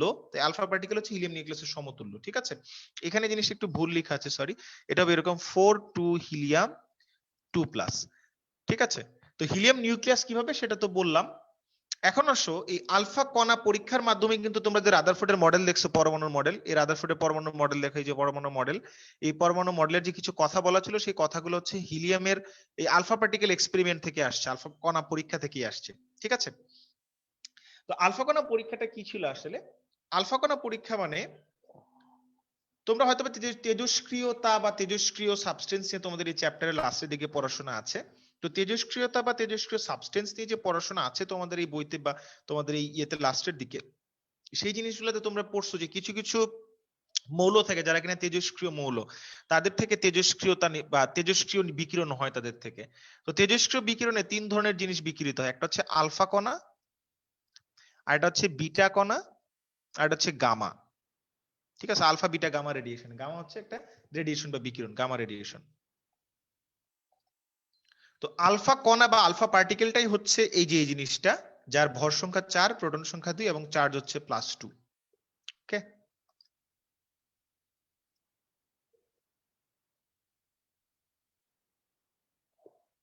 আচ্ছা, একজন কোশ্চেন করেছে ভাই ইলেকট্রনের বিচ্ছুরণের কি আলফা? না, এরকম কিছু না, ইলেকট্রনের বিচ্ছুরণ না। বেসিক্যালি আলফা কণা হচ্ছে তেজস্ক্রিয় যেসব মৌল আছে তাদের নিউক্লিয়াস থেকে যখন চারটা ভর সংখ্যা বা দুইটা প্রোটন সংখ্যা এবং 2টা প্লাস চার্জ বিশিষ্ট কিছু একটা বের হয়ে যাবে, সেটাকে বলা হচ্ছে আলফা কণা। এই যে আলফা কণা, এই আলফা কণাটার ভর সংখ্যা 4, প্রোটন সংখ্যা 2, এটা হিলিয়াম নিউক্লিয়াসের সমতুল্য বলে এটাকে 2+ হিসেবে রিপ্রেজেন্ট করা হয় আর কি, যার চার্জ সংখ্যা হচ্ছে 2+। তো এই পরীক্ষাটা করার জন্য রাদারফোর্ড একটা জিনিসের হেল্প নিয়েছিলেন। সেই হেল্পটা হচ্ছে, এটাকে আমরা বলি রাদারফোর্ডের যে আলফা কণা পরীক্ষা বা alpha particle scattering experiment, alpha কণার বিচ্ছুরণ পরীক্ষা। অনেকে বলছে আলফা পার্টিকেলটা আবার বুঝান। আচ্ছা, আলফা পার্টিকেলটা আবার বুঝাচ্ছি। আলফা পার্টিকেলের ব্যাপারটা আবার বলি। আলফা কণা হচ্ছে এমন একটা কণা যার ভর সংখ্যা 4, প্রোটন সংখ্যা 2, চার্জ হচ্ছে ধরো 2+। এখন কথা হচ্ছে, আমি যদি বলি ভর সংখ্যা 4, প্রোটন সংখ্যা 2, সেটা হিলিয়াম, রাইট? হিলিয়ামের তো ভর সংখ্যা 4, প্রোটন সংখ্যা 2। এখন আমি এটা এই অবস্থা থেকে কি বলতে পারি, যে এই অবস্থাটা থেকে বলতে পারি এখানে প্রোটন সংখ্যা হচ্ছে 2টা, নিউট্রন সংখ্যা 2টা, ইলেকট্রন সংখ্যা 2টা। আমি যদি একটা কাজ করি, এই হিলিয়াম থেকে ইলেকট্রন 2টাকে সরায় ফেলি, আমি যদি আগের পেজে যাই, এই যে এটা হচ্ছে হিলিয়ামের, এটা হলো একটা হিলিয়াম। এই ছবিটার দিকে তাকাও, এই যে এটা একটু ধরো পয়েন্টটা ঠিক করি, এই যে এটা হচ্ছে হিলিয়াম। এখানে 2টা প্লাস চার্জ আছে, মানে 2টা প্রোটন, আর 2টা গোলা দিয়ে বললাম 2টা নিউট্রন আছে। হ্যাঁ, আমি একটু অন্য কালার ইউজ করি, আমাদের রেড কালারে হয়তো একটু প্রবলেম হতে পারে। 2টা দিলাম প্লাস প্লাস, এই যে 2টা গোলা, 2টা হচ্ছে প্রোটন আর 2টা হচ্ছে কি সরি, প্লাস 2টা প্রোটন আর গোলা 2টা হচ্ছে নিউট্রন। তোমরা জানো যে নিউক্লিয়াসে কি থাকে, প্রোটন আর নিউট্রন থাকে। তা আমি যদি বলি হিলিয়ামের কথা যদি বলি, তাহলে হিলিয়ামের প্রথম শক্তি স্তরে 2টা ইলেকট্রন থাকবে, 2টা ইলেকট্রন আছে। বাট আমি যদি একটা কাজ করি, 2টা ইলেকট্রন সরাই দেই, নাই করে দেই, তাহলে আলটিমেটলি দেখো 2টা ইলেকট্রন নাই করে দেওয়ার মানে কি? এখন যদি 2টা ইলেকট্রন থাকতো, তাহলে 2টা ইলেকট্রন মানে 2টা নেগেটিভ চার্জ, আর 2টা প্রোটন মানে 2টা প্লাস চার্জ, তাহলে 2টা প্লাস চার্জ আর 2টা মাইনাস চার্জ মিলে কিন্তু কোনো চার্জ নাই। ঠিক আছে, চার্জ বিহীন অবস্থা। এটাকেই কিন্তু আমি এই যে জিনিসটা লিখছিলাম, যে যেটা 4 হিলিয়াম।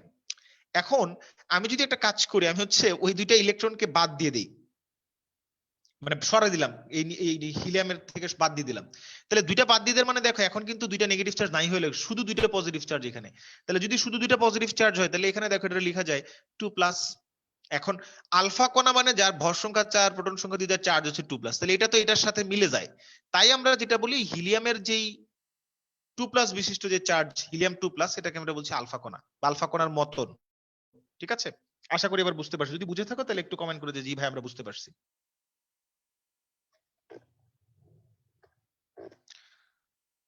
ফাতিন হাসনাত মাহি দুষ্টুমি করে বলতেছে রাদারফোর্ড কে? রাদারফোর্ড একজন বিজ্ঞানী যে কিনা পরমাণুর একটা মডেল দিয়েছিল, সেই জন্য বিখ্যাত। তোমরা একটু কমেন্ট করো, তাহলে আমি যদি দেখি তোমরা কমেন্টে বুঝতে পারছো তাহলে আমি ওকে। ওকে, অনেকে বলছে যে হ্যাঁ বুঝতে পারছি বুঝতে পারছি। আলফা পার্টিকেলের কি মাস? হ্যাঁ, আলফা পার্টিকেলের মাস 4ই থাকবে সবসময়। এখন রাদারফোর্ড যেটা করছিল, সে পরমাণুর যে মডেল দিছিল, রাদারফোর্ডের পরমাণু মডেল তোমরা জানো যে সে বলছে যে রাদারফোর্ডের পরমাণু মডেলে সে বলছে পরমাণুর ভেতরে একটা কেন্দ্র আছে বা একটা সেন্টার আছে, ওই সেন্টারটার নাম সে বলছে নিউক্লিয়াস। তো এটা সে কিভাবে বলছে, এবং সে যে বলছে সেন্টারের ভিতরে এই নিউক্লিয়াসের ভিতরে প্রোটন থাকে এবং নিউক্লিয়াসের বাইরে অবস্থান করে হচ্ছে ইলেকট্রন। হ্যাঁ, যে এই জিনিসটা সে কিভাবে বলছে, কোন পরীক্ষার মাধ্যমে বলছে, সেই পরীক্ষাটাই হলো আলফা কণা পরীক্ষা। তো এই একটা বক্স, এটা একটা তেজস্ক্রিয় বক্স বা রেডিও অ্যাক্টিভ সোর্স, যেখান থেকে কিনা আলফা কণার বিকিরণ হয়। মানে যেসব তেজস্ক্রিয় পদার্থ আছে তারা আলফা কণা, বিটা কণা, গামা কণা বিকিরণ করে, গামা রেডিয়েশন করে আর কি। তো এই বক্স থেকে আলফা পার্টিকেল বেরোচ্ছে। তো এখানে একটা স্বর্ণের পাত রাখা আছে, গোল্ডের একটা পাতলা পাত বা ফয়েল, গোল্ড ফয়েল রাখা আছে। তো এটার মধ্যে আলফা পার্টিকেল পাঠানো হলো।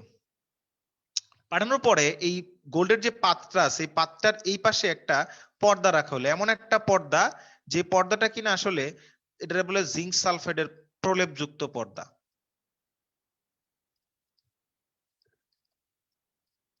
তো জিঙ্ক সালফাইডের প্রলেপযুক্ত যে পর্দা, এই পর্দার মধ্যে যদি গতিশীল কোনো কণা যে ধাক্কা দেয়, তাহলে আলটিমেটলি এটার মধ্যে আলো জ্বলে ওঠে। যে দেখো এখানে কিন্তু আলো জ্বলে উঠছে, যে এই জিনিসগুলো, এই জিনিসগুলো লাইট জ্বলে ওঠে।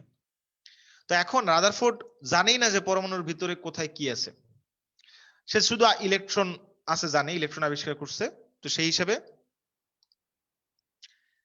এই যে ধরো আলফা কণা যাচ্ছে, এখন সে দেখতে পাইলো সেই আলফা কণা যে এখানে গোল্ডের পাতের মধ্যে বা স্বর্ণের পাত, স্বর্ণের পাতের পুরুত্ব অনেক কম। মেবি আমি যতটুকু আমার মনে করি এক্স্যাক্টলি ঠিক হয়েছে কিনা বলতে পারছি না, সেটা 0.0004 সেন্টিমিটার। এত পাতলা একটা পাত, স্বর্ণের পাত রাখা হয়েছে, এই পাতের মধ্যে এই আলফা কণা দিছে সে। দেওয়ার পরে দেখছে কিছু কিছু কণা সোজা, মানে ধরো আলফা কণা যাচ্ছে সোজা, এই যে সোজা রাস্তায় যাচ্ছে সে, আলফা কণার কিন্তু ভেদন ক্ষমতা অনেক বেশি, পারমিয়াবিলিটি অনেক বেশি। হ্যাঁ, এবং এটা হচ্ছে স্পিড কিন্তু অনেক হাই, হাই স্পিডে যায়। তো এটা গোল্ডের ফয়েলকে বা গোল্ডের যে ইয়াটা আছে পাত, এটাকে ভেদ করে চলে যাওয়ার কথা, যে ভাত ভেদ করে চলে যাওয়ার কথা। তো আলফা কণা যদি সোজা যায় ভেদ করে, তাহলে এখানে যে পর্দা আছে জিঙ্ক সালফাইডের পর্দা, সেই পর্দাতে গিয়ে সোজা একটা লাইট জ্বলে ওঠার কথা। তো তখন রাদারফোর্ড যেটা দেখতে পাইলো যে কিছু কিছু আলফা কণা একদম সোজা যায় হিট করে, যে হিট করছে সোজা। কিছু কিছু আলফা কণা একটু বেঁকে যায়। আর প্রতি 20,000 আলফা কণার মধ্যে একটা আলফা কণা সরাসরি ব্যাক করে পেছন দিকে চলে আসে। তো আলফা কণার চার্জ তো পজিটিভ চার্জ। এখন 20,000-এর মধ্যে একটা কণা যদি পেছনে ব্যাক করে, এটার মানে কি? এটার মানে হিসেবে তখন রাদারফোর্ড চিন্তা করলো যে এই যে গোল্ডের ফয়েল, এখানে কি গোল্ড আছে, গোল্ডের অসংখ্য পরমাণু আছে, মানে একটা স্বর্ণের পাত, এই স্বর্ণের পাতের মধ্যে অসংখ্য পরমাণু আছে, ঠিক আছে? যদি স্বর্ণের পাতের মধ্যে অসংখ্য পরমাণু থাকে, না বিটা আর গামার চেয়েও ফাস্ট না, বিটা গামা কোণার মানে ভেলোসিটি অনেক অনেক অনেক বেশি, ঠিক আছে? তো অনেক বেশি মানে অনেক বেশি, গামার হিউজ হিউজ ভেলোসিটি, অনেক মানে প্রায় 10,000 গুণ বেশি। আচ্ছা, তো এখন এটা খুবই পাতলা, একদম খুব পাতলা একটা পাত। তো এখন রাদারফোর্ড বললো যে আচ্ছা, যেহেতু পরমাণুর ভিতরে কি আছে, ইলেকট্রন আছে, তো ইলেকট্রন পরমাণুর ভিতরে আছে, ইলেকট্রন পরমাণুর ভিতরে যে আছে, এই ইলেকট্রন গুলা তাহলে আলফা কণার, মানে যেহেতু আলফা কণা ভেদ করে চলে যাচ্ছে, যে জিঙ্ক সালফাইডের পর্দায় অথবা যাচ্ছে, বাট কেউ কেউ বেঁকে যাচ্ছে, কেউ কেউ সোজা যাচ্ছে। তো যাই হোক, যাচ্ছে যেহেতু, বেঁকে যাক সোজা যাক, আলটিমেটলি ঘটনা কি? সেটা হচ্ছে যে ঘটনা হলো যে তাহলে ইলেকট্রন তাদেরকে কি করতে পারে না, বাধা দিতে পারে না, ইলেকট্রনের ভেদ করে চলে যায় আলফা কণা। তখন রাদারফোর্ড দেখলো যে যেহেতু প্রতি 20,000 জনের মধ্যে একজন ফেরত আসে, সে একজনটা কে বা একজনটা কি সেটা বোঝার উপায় হচ্ছে, যেহেতু আলফা কণা ধনাত্মক চার্জে চার্জিত, তাহলে যেটা ফেরত আসছে মানে গেল, গিয়ে আবার ফেরত আসলো, তার মানে মাঝখানে অবশ্যই কোন একটা ধনাত্মক কিছু ছিল, যেটা কিনা এই আলফা কণাকে বাধা দিছে, যেটার কারণে বিকর্ষণ হয়েছে, বিকর্ষণে এটা আবার ফেরত আসছে। এটা কি সবাই বুঝতে পারছো? বুঝতে পারলে একটু কমেন্ট করো।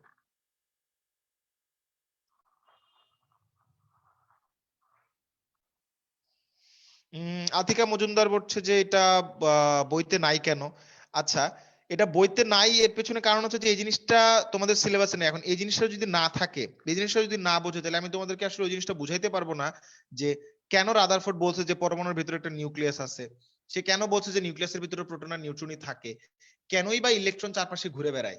এই জিনিসগুলো আসলে বোঝানো সম্ভব না। আমি বললাম, তুমি শুনলা, তুমি মুখস্থ করলা, কিন্তু আসলে বুঝতে হবে যে কেন ইলেকট্রন চারপাশে ঘুরে বেড়ায়, কেন প্রোটন আর নিউট্রন মাঝখানে থাকে। এই জিনিসগুলো বোঝার জন্য এই পরীক্ষাটা বুঝতে হবে। হ্যাঁ, তো যদি এইটুক বুঝে থাকো যে মাঝখানে হচ্ছে কি বলে, ওকে, অনেকে বলছে বুঝছি বুঝছি বুঝছি, ফাইন, ওকে, যদি বুঝে থাকো তার মানে পরমাণুর ভেতরে যে যত সব ধনাত্মক চার্জ আছে তাহলে সবাই ওই জায়গায় থাকে, কারণ মাঝখানের যেই কণাটা যাচ্ছে সেটাই শুধু ফেরত আসতেছে, বাকিগুলো আসতেছে না, বাকিগুলো ভেদ করে যাচ্ছে, কেউ একটু বেঁকে যায়, কেউ একটু সোজা আসে। তাহলে এখন যদি আমি বলি যে এটা হচ্ছে পরমাণুর ভেতরে এই অবস্থা, মাঝখানে তো অবশ্যই পজিটিভ কিছু একটা আছে যেটা কিনা আমার একটা আলফা কণাকে ফেরত পাঠাচ্ছে, বাকি কিছু সোজা চলে যাচ্ছে, একদম ভেদ করে চলে যাচ্ছে, আবার কেউ কেউ কি করছে একটু বেঁকে যাচ্ছে। তার মানে ঘটনাটা হলো এরকম, যেটা হচ্ছে জিঙ্ক সালফেটের পর্দা, ধরো প্রলেপযুক্ত পর্দা, জিঙ্ক সালফেটের পর্দা। এখন ঘটনা হচ্ছে যে যারা এই পজিটিভ চার্জের কাছ দিয়ে যাচ্ছে তারা একটু বেঁকে যাচ্ছে, যারা দূর দিয়ে যাচ্ছে তারা সরাসরি চলে যেতে পারছে। তাহলে দূর দিয়ে যারা গেল তারা সরাসরি চলে গেল, কিন্তু যারা একটু কাছ দিয়ে যাচ্ছে, একদম কাছ ঘেসে যাচ্ছে ওই পজিটিভ চার্জকে ঘেসে, তারা বেঁকে যাচ্ছে। আর যেটা কিনা সরাসরি যে একদম পজিটিভ চার্জ গিয়ে সরাসরি পজিটিভ চার্জের কাছে গেল, সেটা ফেরত আসতেছে। এন্ড পরমাণুর ভিতরে কি আছে? প্রোটন আছে, ইলেকট্রন আছে, নিউট্রন আছে। তো ইলেকট্রন তো পরমাণুর ভিতরে ঘুরে বেড়ায়, এটা বলছে কি রাদারফোর্ড অলরেডি জানে, ওই থমসনের একটা মডেল ছিল, সেই মডেল থেকে জানে। এন্ড প্রোটন আর নিউট্রন কই থাকে তাইলে?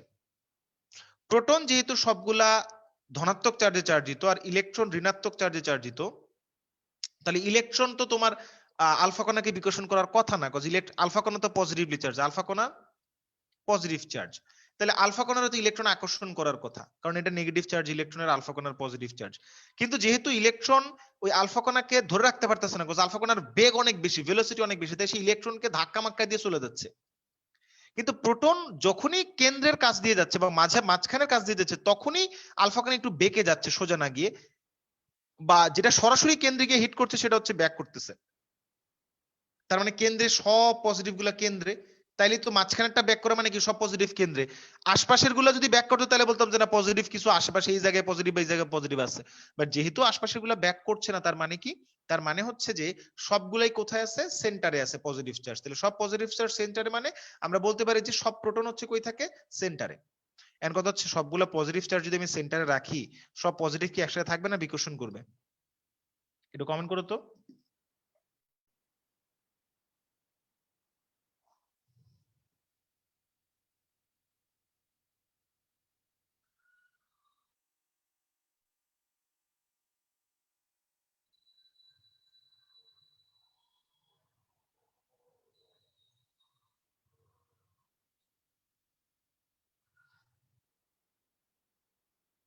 ওকে, বিকর্ষণ করবে। আচ্ছা, তাহলে থাকবে কিভাবে নিউক্লিয়াসের ভিতরে? তাই এই জিনিসগুলো যদি বিকর্ষণ না করে একে অপরের ভিতরে, তাই তাদের মাঝখানে আমি চার্জবিহীন কিছু নিউট্রন ঢুকাই দিলাম, তাই নিউট্রন গুলো যে তাদের মাঝখানে ব্যালেন্স করার চেষ্টা করবে। তো এই যে ব্যালেন্স করছে, এইভাবে প্রোটন গুলা নিউট্রন গুলা কেন্দ্রে থাকছে, তো এই কেন্দ্রটার নাম দিল রাদারফোর্ড হচ্ছে নিউক্লিয়াস। আর যখনই ওই আলফা কণা নিউক্লিয়াসের কাছ দিয়ে যায়, মানে পজিটিভ চার্জ সবগুলা পজিটিভ চার্জের কাছ দিয়ে যায়, তখনই সে একটু বেঁকে যায়, আর যখন দূর দিয়ে যায় তখন সরাসরি ভেদ করে চলে যায়। এই পরীক্ষার পর আচ্ছা অনেকেই প্রশ্ন করছে জিঙ্ক সালফাইড কেন? আচ্ছা, জিঙ্ক সালফাইডের একটা বৈশিষ্ট্য হচ্ছে ফ্লোরোসেন্স বৈশিষ্ট্য, মানে এটার মধ্যে যদি কোনো কিছুকে হিট করে তাহলে এটা লাইট এমিট করতে পারে, এজন্য জিঙ্ক সালফাইড নেওয়া হয়েছে। এরকম অনেক ফ্লোরোসেন্স টাইপের সাবস্টেন্স আছে। তো এখন জিঙ্ক সালফাইড ওই সময় যখন রাদারফোর্ড এক্সপেরিমেন্ট করছে তখন হয়তো জিঙ্ক সালফাইড খুব পপুলার ছিল, জিঙ্ক সালফাইড তখন হয়তো আবিষ্কৃত হয়েছে, তাই সেইটা নিছে, অন্য কিছু হলে অন্য কিছু নিত। ওকে, তো এই যে ব্যাপারটা এখান থেকে তাহলে রাদারফোর্ড কি বলছে যে পরমাণুর একটা সেন্টার আছে, এটার নাম দিয়েছে সে নিউক্লিয়াস। নিউক্লিয়াস এই যে সেটা হচ্ছে নিউক্লিয়াস, এই সেন্টারের ভিতরে কি থাকে? প্রোটন থাকে। এই যে প্রোটন হচ্ছে ধরো এই জিনিসগুলো প্রোটন, এরা হচ্ছে প্রোটন, আর এই যে পেস্ট কালার গুলো হচ্ছে নিউট্রন। আর অবস্থান করে যেহেতু আর যেহেতু রিলেটিভলি আমরা ইলেকট্রনের মাসটাকে শূন্য ধরে নিছি, আমরা কিন্তু আগে দেখো ইলেকট্রনের মাসকে শূন্য ধরছি, বিকজ আমি যদি ইলেকট্রনের যে মাস আছে, এই যে একটা চার্ট দেখেছিলাম আমরা, এই যে এ এম ইউ দিয়ে ভাগ দিলে পরে আমরা বলছিলাম না যে এই এক এ এম ইউ দিয়ে ভাগ দিলে পরে যেটা আসে, ওই প্রোটনের চার্জ, প্রোটনের ভরকে যদি এ এম ইউ দিয়ে ভাগ দিই তাহলে আলটিমেটলি এখান থেকে 1 আসে। এটাও 1 আসে, কিন্তু ওই যে সরি আপেক্ষিক ভর 1 আসে 1 আসে, কিন্তু ইলেকট্রনেরটাকে যদি ভাগ দাও দেখবে এটা 0 মানে 0.0000 কিছু একটা আসে। সো দ্যাট ইজ এটাকে আমরা 0 ধরে নিই। তো যেহেতু ইলেকট্রনের ভর হচ্ছে মোটামুটি 0 ধরে নিয়েছি, তাহলে পরমাণুর বা একটা অ্যাটমের টোটাল মাসটাকে আমরা কি বলতে পারি? টোটাল মাসটা হচ্ছে বেসিক্যালি প্রোটন আর নিউট্রনের মাস। এখন প্রোটন আর নিউট্রন কই থাকে? প্রোটন আর নিউট্রন থাকে সেন্টারে, যেটাকে কিনা আমরা নিউক্লিয়াস বলছি। তাহলে টোটাল মাস পুরোটাই কই থাকবে? নিউক্লিয়াসে থাকবে। টোটাল মাসে পুরোটা নিউক্লিয়াসে। এজন্য বলছে যে কাজেই নিউক্লিয়াসের ভেতরে অবস্থিত প্রোটন এবং নিউট্রনের ভরটাই হচ্ছে পরমাণুর টোটাল ভর। মানে একটা অ্যাটমের মাস যেটা, সেটা হচ্ছে কি? সেটা হচ্ছে তোমার প্রোটন আর নিউট্রনের মাস পুরোটাই। আচ্ছা, একজন বলছে যে জিঙ্ক সালফাইড কেন, এটা কি মনে আছে? না, এগুলো মনে রাখতে হবে না, জাস্ট তোমাদেরকে এই মডেলটা বোঝানোর জন্য আমি তোমাদেরকে সে আলফা কণা পরীক্ষার কথা বলছিলাম। এটা তোমাদের পরীক্ষা আসবে না, বাট এই মডেলটার জিনিসগুলো বুঝতে হবে। তুমি তো আগে মডেলের জিনিসপত্র মুখস্থ করছো। হ্যাঁ, একটা নিউক্লিয়াস আছে, নিউক্লিয়াসের ভিতরে প্রোটন ইলেকট্রন থাকে, কেন থাকে, কিভাবে থাকে, কেন ইলেকট্রন চারপাশে ঘুরে বেড়ায়, কেনই বা সব মাস মাস টোটাল মাসটা নিউট্রন নিউক্লিয়াসের ভেতরে এই জিনিসটা আছে, দ্যাট ইজ এ বোঝানোর জন্য আমরা এই জিনিসগুলোকে আলোচনা করছি। এবং আরেকটা জিনিস বুঝতে হবে তোমাকে, যে আলফা কণা কিন্তু হাই স্পিডে যাচ্ছিল, এটাকে যদি ফেরত পাঠাইছে তার মানে কি এখানে যেটা আছে এটার মাস অবশ্য অনেক বেশি, এই নিউক্লিয়াসের মাস, তাই এটা ফেরত পাঠাতে পারছে। ইলেকট্রনের মাস শূন্যের কাছাকাছি বলে ইলেকট্রন মানে প্রায় zero, near about zero, that is এটা হচ্ছে কি করতে পারে না, আলফা কণাকে ফেরত পাঠাতে পারে না, মানে এটাকে ভেদ মানে আটকাইতে পারে না, এটা ভেদ করে চলে যায়। ঠিক আছে, আচ্ছা। তো সেই হিসাবে দেখো আপেক্ষিক ভর 0, তাহলে একটা টোটাল মাস, একটা অ্যাটমের টোটাল মাস কি হবে বা ভর কি হবে? মোট ভর সংখ্যা মানে ভর কি হবে? আসলে প্রোটন আর নিউট্রনের ভরের যোগফলই হবে, কারণ ইলেকট্রনের ভর তো আমরা 0 ধরে নিচ্ছি। এখন বলছে নিউক্লিয়াস খুবই ক্ষুদ্র, পরমাণুর ভেতরে বেশিরভাগ জায়গায় ফাঁকা, মানে পরমাণুর ভিতরে ম্যাক্সিমাম জায়গা ফাঁকা, কারণ নিউক্লিয়াসটাই খুব ক্ষুদ্র, কারণ 20,000 জনের মধ্যে একটা 20,000 আলফা কণার মধ্যে একটা আলফা কণা ফেরত আসে, মানে ওই ক্ষুদ্র একটা জায়গাতেই সব ধনাত্মক চার্জ গুলো আছে, মানে সব প্রোটন আর নিউট্রন গুলো আছে, যে জন্য 20,000-এর মধ্যে একটা ফেরত আসে। যদি 20,000-এর মধ্যে ধরো 10,000 ফেরত আসে, তাহলে আমি কি বলতাম? সব প্লাস কি মাঝখানে অবস্থিত না ছড়াছিটে অবস্থিত? ছড়াছিটে অবস্থিত। বাট যেহেতু একটাই ব্যাক করে, তার মানে আসলে কি সব প্লাস চার্জ মাঝখানেই থাকবে। আর এই জন্যই বলছে নিউক্লিয়াস খুবই ক্ষুদ্র, খুবই স্মল, এবং পরমাণুর ভেতরে বেশিরভাগ জায়গা খালি, খালি বলেই কিন্তু ম্যাক্সিমাম আলফা পার্টিকেলে কি করতে পারে, এই যে ভেদ করে চলে যেতে পারে। আমার ছবিতে একটা আলফা পার্টিকেল ভেদ করে যায় বা দুইটা পার্টিকেল ভেদ করে যায় দেখাইছে, তার মানে এই না যে খালি দুইটাই যায়। 20,000-এর প্রায় 90% হচ্ছে তোমার ওই সরাসরি ভেদ করে চলে যায়, তার মানে পরমাণুর ভেতরে অধিকাংশ জায়গায় ফাঁকা। এখন সে কি বলছে যে সৌরজগতে বা সোলার মডেলে আমরা যেটা বলি যে আমাদের যেই সৌরজগৎ আছে, সৌরজগতে সূর্যকে কেন্দ্র করে যেরকম বিভিন্ন গ্রহগুলো ঘুরে বেড়ায়, তেমনি ইলেকট্রন হচ্ছে ওই নিউট্রন আর প্রোটন বিশিষ্ট যে নিউক্লিয়াস তার চারপাশে ঘুরে বেড়ায়। এখন আরেকটা জিনিস বুঝতে হবে যে প্রোটনের কোনো চার্জ নাই, আর পরমাণুর ভেতরে যতগুলা প্রোটন থাকে ততগুলা ইলেকট্রন থাকে। তাহলে পরমাণুর প্রোটন পজিটিভ ইলেকট্রন নেগেটিভ, তাহলে টোটাল চার্জ কিন্তু 0। এই জন্য বলছে দেখো যে as a whole total charge বা সামগ্রিক চার্জ হচ্ছে 0। ধনাত্মক চার্জ বাই নিউক্লিয়াসের প্রতি ঋণাত্মক চার্জ বা ইলেকট্রন এক ধরনের আকর্ষণ বল অনুভব করে। যেহেতু আমার সেন্টারে আছে পজিটিভ চার্জ, আর এগুলো হচ্ছে ধরো নেগেটিভ চার্জ, সরি এটা পজিটিভ হবে না, এগুলা নেগেটিভ চার্জ ইলেকট্রন, তাহলে সেন্টারে আছে পজিটিভ চার্জ এবং নেগেটিভ চার্জের মধ্যে একটা আকর্ষণ বল কাজ করবে। এই আকর্ষণ বলটা হচ্ছে আমরা বলি কুলম্বিক বল বা কুলম্ব ফোর্স, তোমরা ফিজিক্সে পড়ছো এটা। এই আকর্ষণ বল হচ্ছে কেন্দ্রমুখী, মানে কেন্দ্রের দিকে হবে। আর এই কেন্দ্রমুখী বলের কারণে পৃথিবী যেরকম সূর্যের চারদিকে ঘুরে, ইলেকট্রন সেরকম নিউক্লিয়াসের চারদিকে ঘুরে বেড়ায়। সো ব্যাপারটা হচ্ছে কাইন্ড অফ সৌরজগতের যে গ্রহগুলা ঘুরে বেড়াচ্ছে সূর্যকে কেন্দ্র করে, এখানে এরকম নিউক্লিয়াসে প্রোটন আর নিউট্রন আছে, এই প্রোটন আর নিউট্রনকে কেন্দ্র করে ইলেকট্রন ঘুরে বেড়াচ্ছে। তাই রাদারফোর্ডের মডেলকে কিন্তু পরমাণুর সৌর মডেলও বলা হয়। ঠিক আছে, আচ্ছা। তো আশা করি তোমরা বুঝতে পারছো এই জিনিসগুলো, যদি বুঝে থাকো একটু কমেন্ট করো।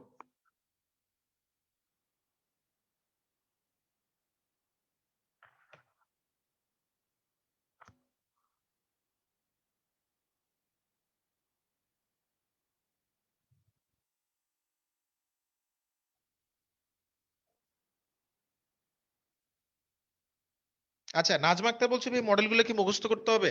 ভাই আমি তোমাকে আলফা কণা পরীক্ষা শিখাইছি, বুঝাইছি। তো এখন তুমি যেটা করতে পারো, আলফা কণা পরীক্ষা যে পড়ছো, পড়ার পরে কিন্তু তোমার আর এখন মুখস্থ করতে হবে না, তোমার মাথায় অনেক কিছু কাজ করবে, যে হ্যাঁ এটা হচ্ছে তোমার কি ওই নিউক্লিয়াসের চারপাশে ঘুরে বেড়ায়, প্রোটনগুলা প্রোটন এবং নিউট্রন সেন্টারে থাকে, টোটাল মাসটা হচ্ছে দুজনের সমষ্টি এবং ওটা কিন্তু খুব ক্ষুদ্র বা খুবই শর্ট এরকম আর কি। তো আশা করি তোমরা বুঝতে পারছো। তো এই জিনিসগুলো এইভাবে মনে রাখতে হবে। হ্যাঁ, এখন কথা হচ্ছে এই যে রাদারফোর্ডের মডেল টোডেল পড়লা, রাদারফোর্ডের মডেলের পরে রাদারফোর্ডের মডেলের কিছু সীমাবদ্ধতা বা কিছু লিমিটেশনস আছে, লিমিটেশনস। এই মডেল কক্ষপথের আকার বা ব্যাসার্ধ বা আকৃতি সম্বন্ধে কোনো ধারণা দেয় না। মানে এই যে আমরা কক্ষপথ জিনিসটা কি আসলে, এই যে বললাম নিউক্লিয়াসের চারপাশে ইলেকট্রন ঘুরে বেড়ায়। কিভাবে ঘুরে বেড়ায়? সে কি বৃত্তাকার পথে ঘুরে বেড়ায়, না এরকম করে ডিম্বাকার পথে ঘুরে বেড়ায়, না নাকি সোজা ঘুরে বেড়ায়, নাকি জিগজ্যাগ করে ঘুরে বেড়ায়, কেমনে ঘুরে বেড়ায় বলে নাই। তাহলে ইলেকট্রন যে রাস্তা দিয়ে ঘুরে বেড়ায় এটাকে বলে কক্ষপথ। এই কক্ষপথের আকার কেমন হবে, নিউক্লিয়াস থেকে কক্ষপথের দূরত্ব বা এটার ব্যাসার্ধ কত, যদি এটা বৃত্তাকার হয় এরকম তাহলে নিউক্লিয়াস থেকে তার দূরত্ব কতটুকু সেটা নিয়ে কোনো কথা বলে নেই। এটা কি ডিমের মতো ডিম্বাকার হবে, না এরকম করে ইলেকট্রন জিগজ্যাগ করে ঘুরবে, কেমনে ঘুরবে কিছু বলে নেই, বাট বলছে খালি ঘুরবে। এটা সবচেয়ে বড় ভুল। আরেকটা সবচেয়ে বড় ভুল ছিল রাদারফোর্ড, দেখো তার মডেলে সৌরজগতের সূর্যের কে কেন্দ্র করে যেরকম বিভিন্ন গ্রহগুলা ঘুরে বেড়ায় সেটা নিয়ে কথা বলছে, কিন্তু গ্রহগুলা তো চার্জিত না, ইলেকট্রন তো চার্জিত। এটা একটা লিমিটেশন বা এটা একটা তার সীমাবদ্ধতা বলা যায়। আচ্ছা, একজন বলছে বিটা না নিয়ে আলফা নিল কেন? ভাই বিটা কণার চার্জ হচ্ছে নেগেটিভ, বিটা কণা ঋণাত্মক চার্জে চার্জিত, তাই বিটা না নিয়ে আলফা নিছে। আই থিংক বুঝতে পারছো।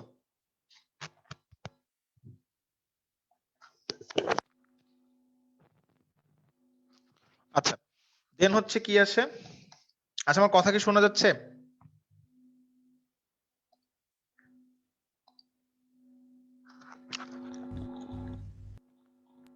জি ভাইয়া। আচ্ছা,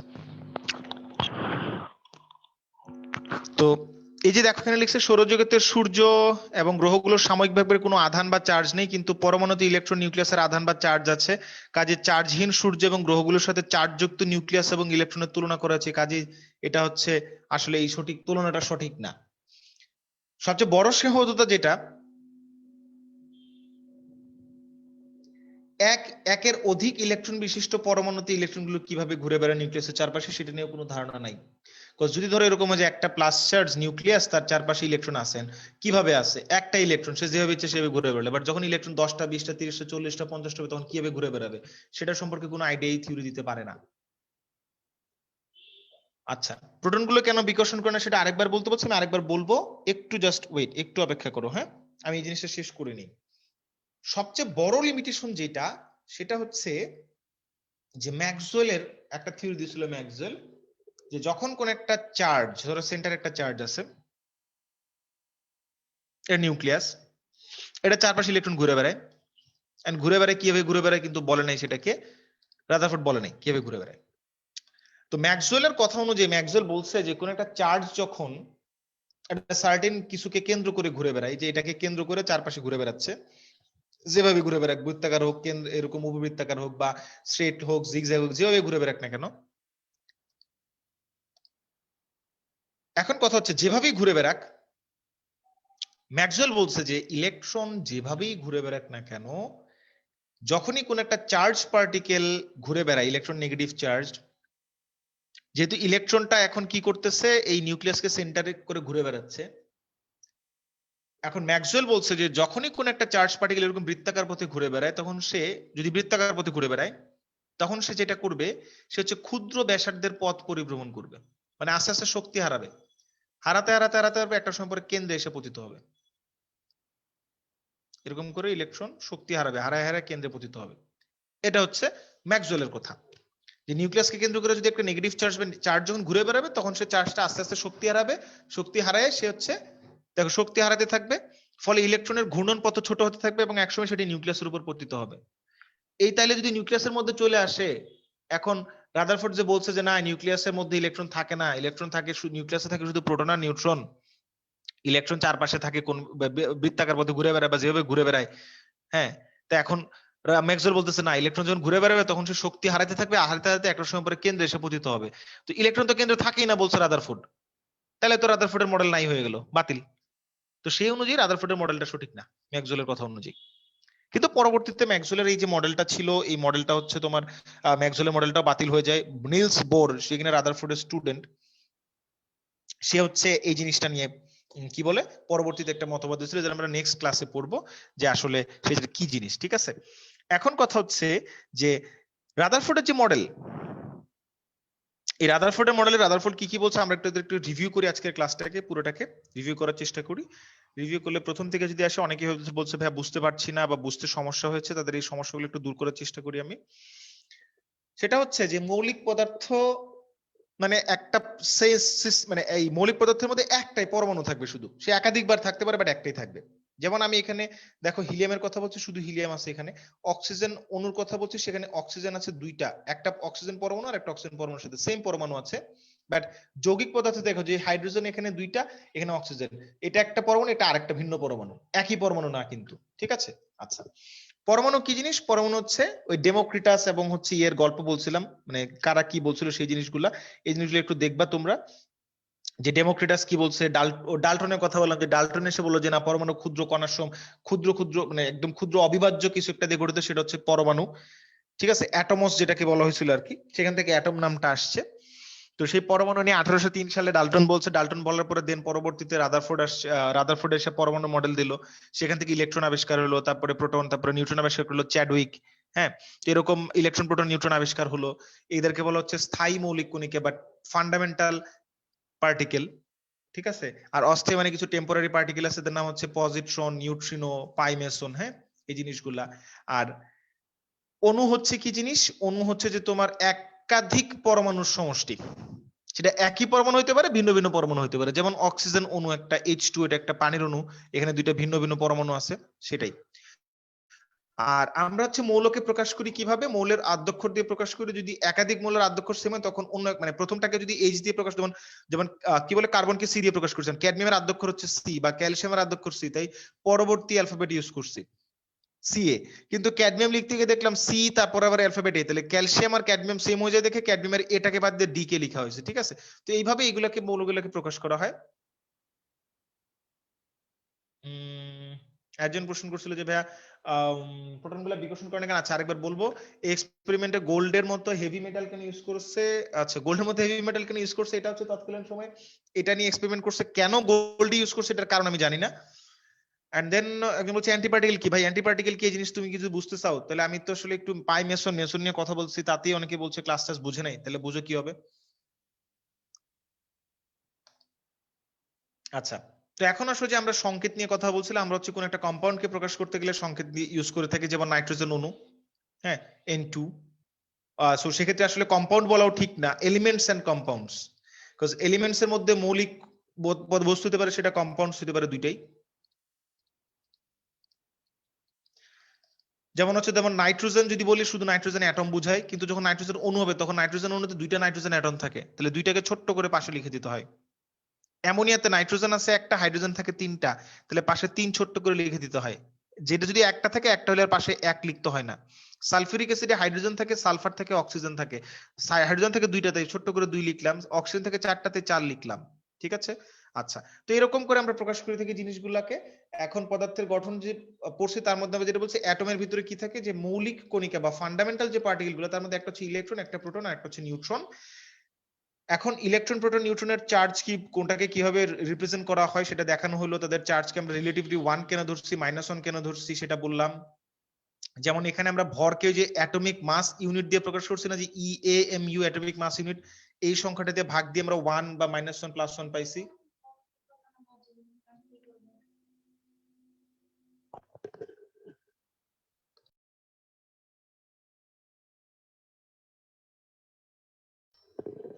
ওকে, তো দেন হচ্ছে তেমনি ইলেকট্রোস্ট্যাটিক ইউনিট নামে একটা ইউনিট আছে 1 ESU, যে ESU, এই ESU দিয়ে এই যে এটাকে ভাগ করলে আলটিমেটলি এখান থেকে ধরো আমরা যে তাদের যে চার্জকে ভাগ করলে পরে সেখান থেকে -1 আর +1 পাওয়া যায়। হ্যাঁ, তো এটাকে বলে ইলেকট্রোস্ট্যাটিক ইউনিট।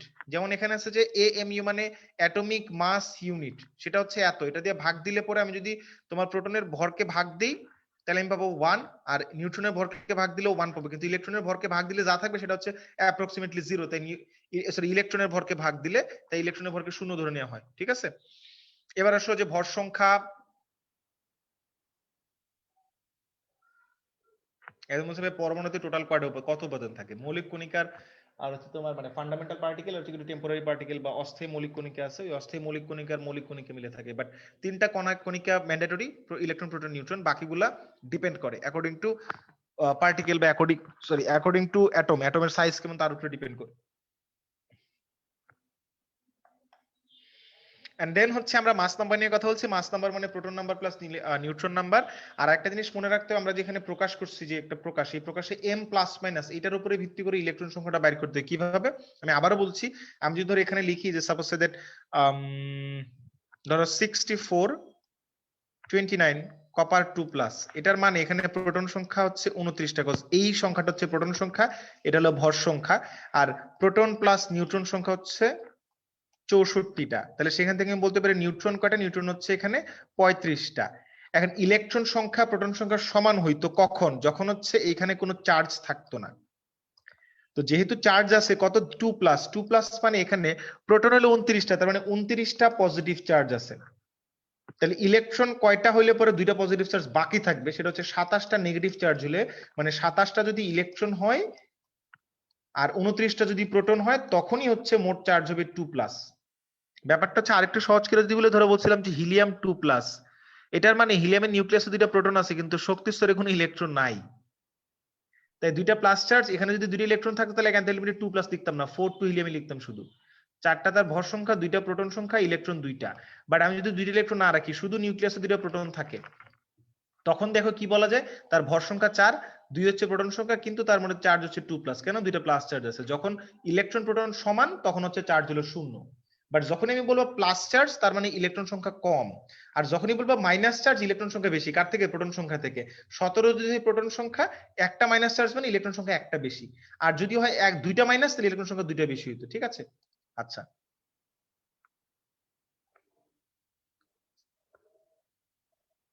একজন বলছে যে different number of electrons but same structure হইতে পারে কিনা, সেম ইলেকট্রন। আচ্ছা, এটা বলা যায়। যেমন হচ্ছে ধরো আমি যদি আয়রন 2 প্লাস এর, আচ্ছা না, এটা পসিবল না আসলে, এটা পসিবল না, এটা কখনই পসিবল না। ইলেকট্রন ডিফারেন্ট কিন্তু সেম এলিমেন্ট হইতে পারে না। আইসোটোপ মানে কি? টোপ সমান, টোপ মিন্স প্রোটন নাম্বার সমান, আইসোটোন মানে নিউট্রন নাম্বার সমান, আইসোবার মানে ভর সংখ্যা বা মাস নাম্বার সমান, আর আইসো ইলেকট্রনিক মানে ইলেকট্রন সংখ্যা সমান। পরমাণু মডেলের রাদারফোর্ডের পরমাণু মডেলে সে আলফা পার্টিকেল এক্সপেরিমেন্ট বলছিল, আলফা পার্টিকেল এক্সপেরিমেন্ট নিয়ে বললাম। দেন আলফা পার্টিকেল এক্সপেরিমেন্ট থেকে কিভাবে এই মডেলের প্রত্যেকটা পোস্টুলেটস আশেপাশে কি কি বলছে সেই জিনিসগুলো, সেই হচ্ছে কথা এখন। আর একজন কোশ্চেন করছিল যে প্রোটন আর নিউট্রন কিভাবে থাকে। আমি যদি একটু ব্যাখ্যা করি, দেখো যে প্রোটনের চার্জ হচ্ছে পজিটিভ। ধরো আমি যদি বলি সাপোজ দ্যাট যে হিলিয়াম 2, শুধু হিলিয়ামের কথাই বলছি বারবার, তো এটা হচ্ছে নিউক্লিয়াসের ভিতরে কি থাকে? প্রোটন থাকে। তো এই যে নিউক্লিয়াস, তার প্রথম শক্তি স্তর এটা, দ্বিতীয় শক্তি স্তর এটা, এগুলো সম্পর্কে তোমরা পরে যেহেতু আগে যেহেতু পড়ছো, তাই আমি বলছি কি যে শক্তি স্তর। তো এখানে দুইটা ইলেকট্রন আছে। এখন ধরো, তো কথা হচ্ছে প্রোটন দুইটা তো একে অপরকে তোমার হচ্ছে বিকর্ষণ করবে, তাই না?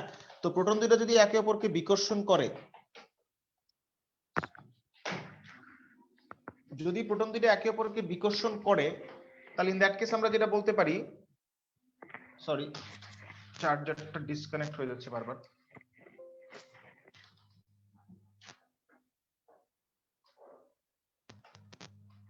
তো যদি এখন আমি বলি সাপোজ এদের এখানে দেখো যে আমি যদি হচ্ছে বলি প্রোটন দুইটা, এখন দুইটা প্রোটন তো পজিটিভ চার্জ, তারা তো একে অপরের কাছাকাছি থাকবে না, কারণ তারা বিকর্ষণ করবে।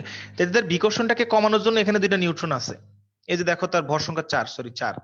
সো প্রোটন সংখ্যা 2টা, নিউট্রন হচ্ছে 2টা। সো প্রোটন গুলা পজিটিভলি চার্জ, একে অপরকে বিকর্ষণ করে, তাদের বিকর্ষণটাকে কমানোর জন্য এখানে হচ্ছে প্লাস চার্জ এবং প্লাস চার্জ রাখা হয়েছে। তো কিছু কিছু ক্ষেত্রে দেখা যায় যে হিলিয়াম 2 প্লাস ইলেকট্রন না থাকলে শক্তি স্তর কিভাবে থাকবে? আচ্ছা, শক্তি স্তর কিভাবে থাকবে সেটা আসলে বুঝতে হবে তোমাকে এইভাবে যে ইটস লাইক, ধরো এখানে একটা প্লাস চার্জ আছে, এটা নিউক্লিয়াস, আমি প্লাস দিব, শুধু একটা চার্জ আছে তা না, অনেকগুলা চার্জ আছে এখানে, এটা একটা শক্তি স্তর আছে এখানে। ধরো এখানে দুইটা ইলেকট্রন, আচ্ছা দুইটা ইলেকট্রন কিন্তু জোড়া জোড়ায় থাকে ইলেকট্রন, এরকম করে বিজোড় অবস্থায় থাকে না ইলেকট্রন। এখানে দুইটা 8টা দিলাম, এখানে একটা। এটা হলো সোডিয়াম, এখানে কিন্তু 11টা প্লাস চার্জ। আমি একটা প্লাস চার্জ দিই, 11টা প্লাস চার্জ এই ছোট্ট জায়গায় লেখা সম্ভব না, তাই 11 23। তো এখানে ইলেকট্রন সংখ্যা কত? ইলেকট্রন সংখ্যা 11টা। দেখো যে 2টা 4টা 6টা 8টা 10টা 1টা 11টা।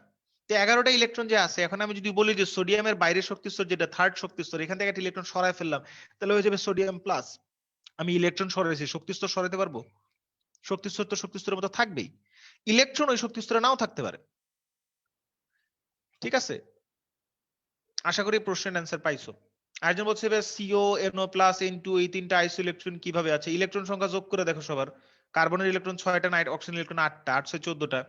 এনও প্লাস, নাইট্রোজেনের 7টা, এনও প্লাস মানে অক্সিজেনের একটা কম, সেই হিসেবে 14টা। এন2 নাইট্রোজেন 2টা, একটা নাইট্রোজেনের 7টা আর একটা 7টা, দুইটা মিলে হলো 14টা, সেই হিসেবে।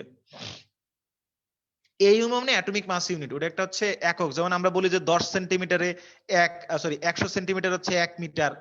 ঠিক আছে, ওরকম যে 1.6624 ইন্টু 10 টু দি পাওয়ার -24 গ্রাম মানে 1 অ্যাটমিক মাস ইউনিট। এটা এরকম ইউনিট একটা ধরে নিছে আরবিটারিলি।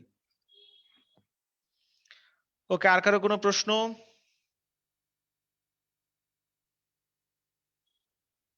হ্যাঁ, শক্তি স্তর ফাঁকা থাকে, যদি ইলেকট্রন না থাকে তাহলে শক্তি স্তর ফাঁকা থাকবে, ইলেকট্রন বিহীন শক্তি স্তর। আর কারো কোনো প্রশ্ন?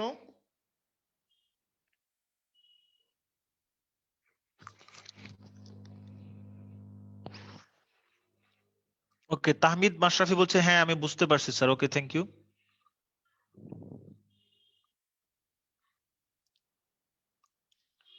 হ্যাঁ, এমনি তো আরেকবার বুঝাই দিলাম। আর কারো কোনো প্রশ্ন? স্যার উপশক্তি স্তর নিয়ে ক্লাস, হ্যাঁ উপশক্তি স্তর নিয়ে ক্লাস করাবো তো। আমরা তো এখন পর্যন্ত বাকি অনেক কিছুই পড়া বাকি আমাদের। আমরা হচ্ছে এখন হচ্ছে আপনার পরমাণু মডেলে পড়ে আছি, রাদারফোর্ডের পরমাণু মডেল, তারপরে বোরের পরমাণু মডেল পড়বো, তারপরে একটু ডি ব্রগলি নিয়ে কথা বলবো, যদি এটা আপনাদের বইতে নাই একটু বলতে হবে, আপনাদেরকে বুঝাইতে হবে। তারপরে সেখান থেকে আমরা উপশক্তি স্তরে যাব, দেন হচ্ছে আপনার ওই যে কোয়ান্টাম সংখ্যা নিয়ে আলোচনা করব, দেন হচ্ছে আমরা অরবিটাল নিয়ে আলোচনা করব। আস্তে আস্তে আসবে সবকিছু, এত তাড়াহুড়া করলে তো হবে না। লিপি আক্তার বলছে ভাই আইসোমার জিনিসটা একটু বলেন। আচ্ছা, আইসোমার জিনিসটা হচ্ছে যে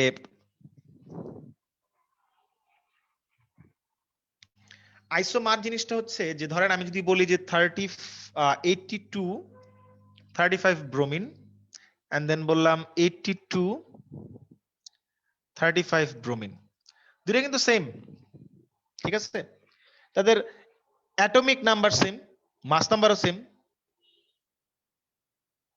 কিন্তু তাদের রেডিও অ্যাক্টিভ প্রপার্টি বা তেজস্ক্রিয় ধর্ম এবং তাদের অভ্যন্তরীণ গঠন, এই যে প্রোটন আর নিউট্রন মিলে যে 82টা, এই 82টা প্রোটন নিউট্রন কিভাবে থাকতেছে, কি এরকম যে একটা প্রোটনের মাঝখানে আরেকটা নিউট্রন এরকম করে থাকতেছে না, পরপর দুইটা প্রোটন থাকতেছে একটা নিউট্রন থাকতেছে না, নাকি ধরো তিনটা নিউট্রন তারপরে একটা প্রোটন, তারপরে আবার দুইটা নিউট্রন তারপরে একটা প্রোটন, তারপরে একটা প্রোটন তারপরে একটা নিউট্রন একটা প্রোটন, এরকম করে গঠিত, মানে কি এইভাবে গঠিত না এইভাবে প্রোটন নিউট্রন এই ফরম্যাটে গঠিত।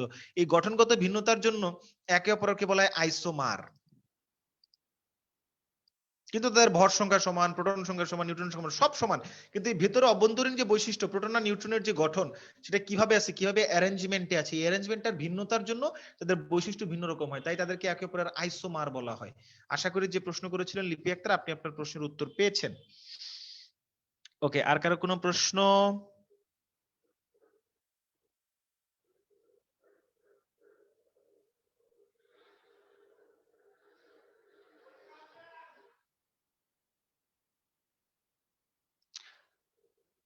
ওকে, আমি সবার কাছে শুরুতেই বলছি যেটা, সেটা হচ্ছে যে শুরুর দিকে আসলে ক্লাসটা একটু জাম্বলড হয়ে গেছিল, এক্সট্রিমলি সরি ফর দ্যাট। তো প্রথম দিন ছিল তোমাদের সাথে, আসলে তোমাদের সাথে পড়া থেকে আমার একটু যেটা হয়েছে, তো যেটা হলো যে আমি আসলে অনেক কিছু বলে ফেলছিলাম শুরুর দিকে, সিগমা বন্ড পাই বন্ড এটা সেটা। তো এটা আসলে তোমাদেরকে এইভাবে বলা ঠিক হয়নি, পরবর্তীতে আস্তে আস্তে বলা উচিত ছিল। তো সেই হিসাবে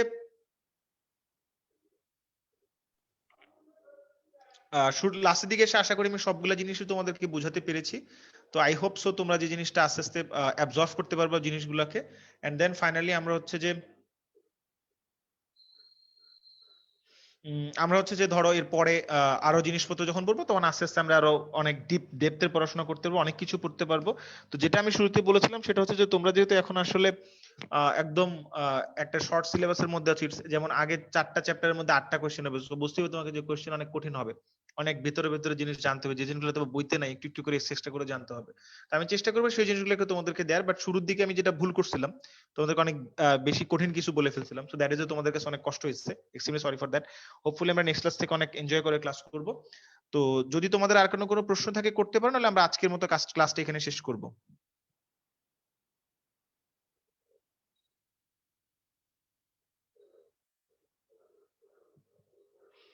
এমডি রিফাত বলছে লাউড বলেন ভুগি না, ও সরি বুঝি না। আচ্ছা সরি, আমি তো লাউড বলছি। আচ্ছা আইসোটোন কি ভাইয়া? আপনি এখন বলছেন আইসোটোন কি? টোন মানে যেখানে নিউট্রন সংখ্যা সমান। যদি আপনাদের কারো কোনো প্রশ্ন থাকে।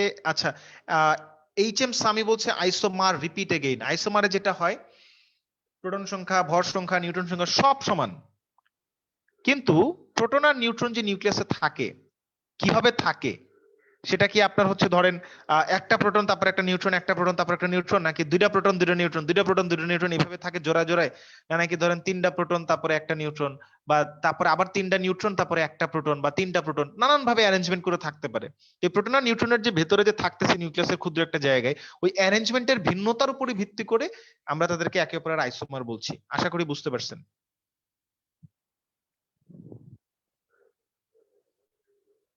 আর কারো যদি কোনো প্রশ্ন থাকে কুইক।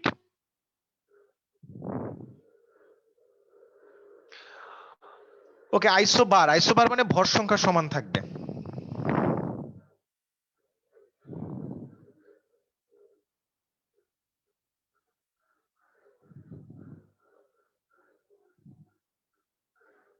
ওকে, আর কারো যদি কোনো প্রশ্ন না থাকে তাহলে আমরা আজকের মতো এখানে শেষ করছি। আপনাদের সাথে আবারও নেক্সট উইকে দেখা হবে। জি ভাই ধন্যবাদ।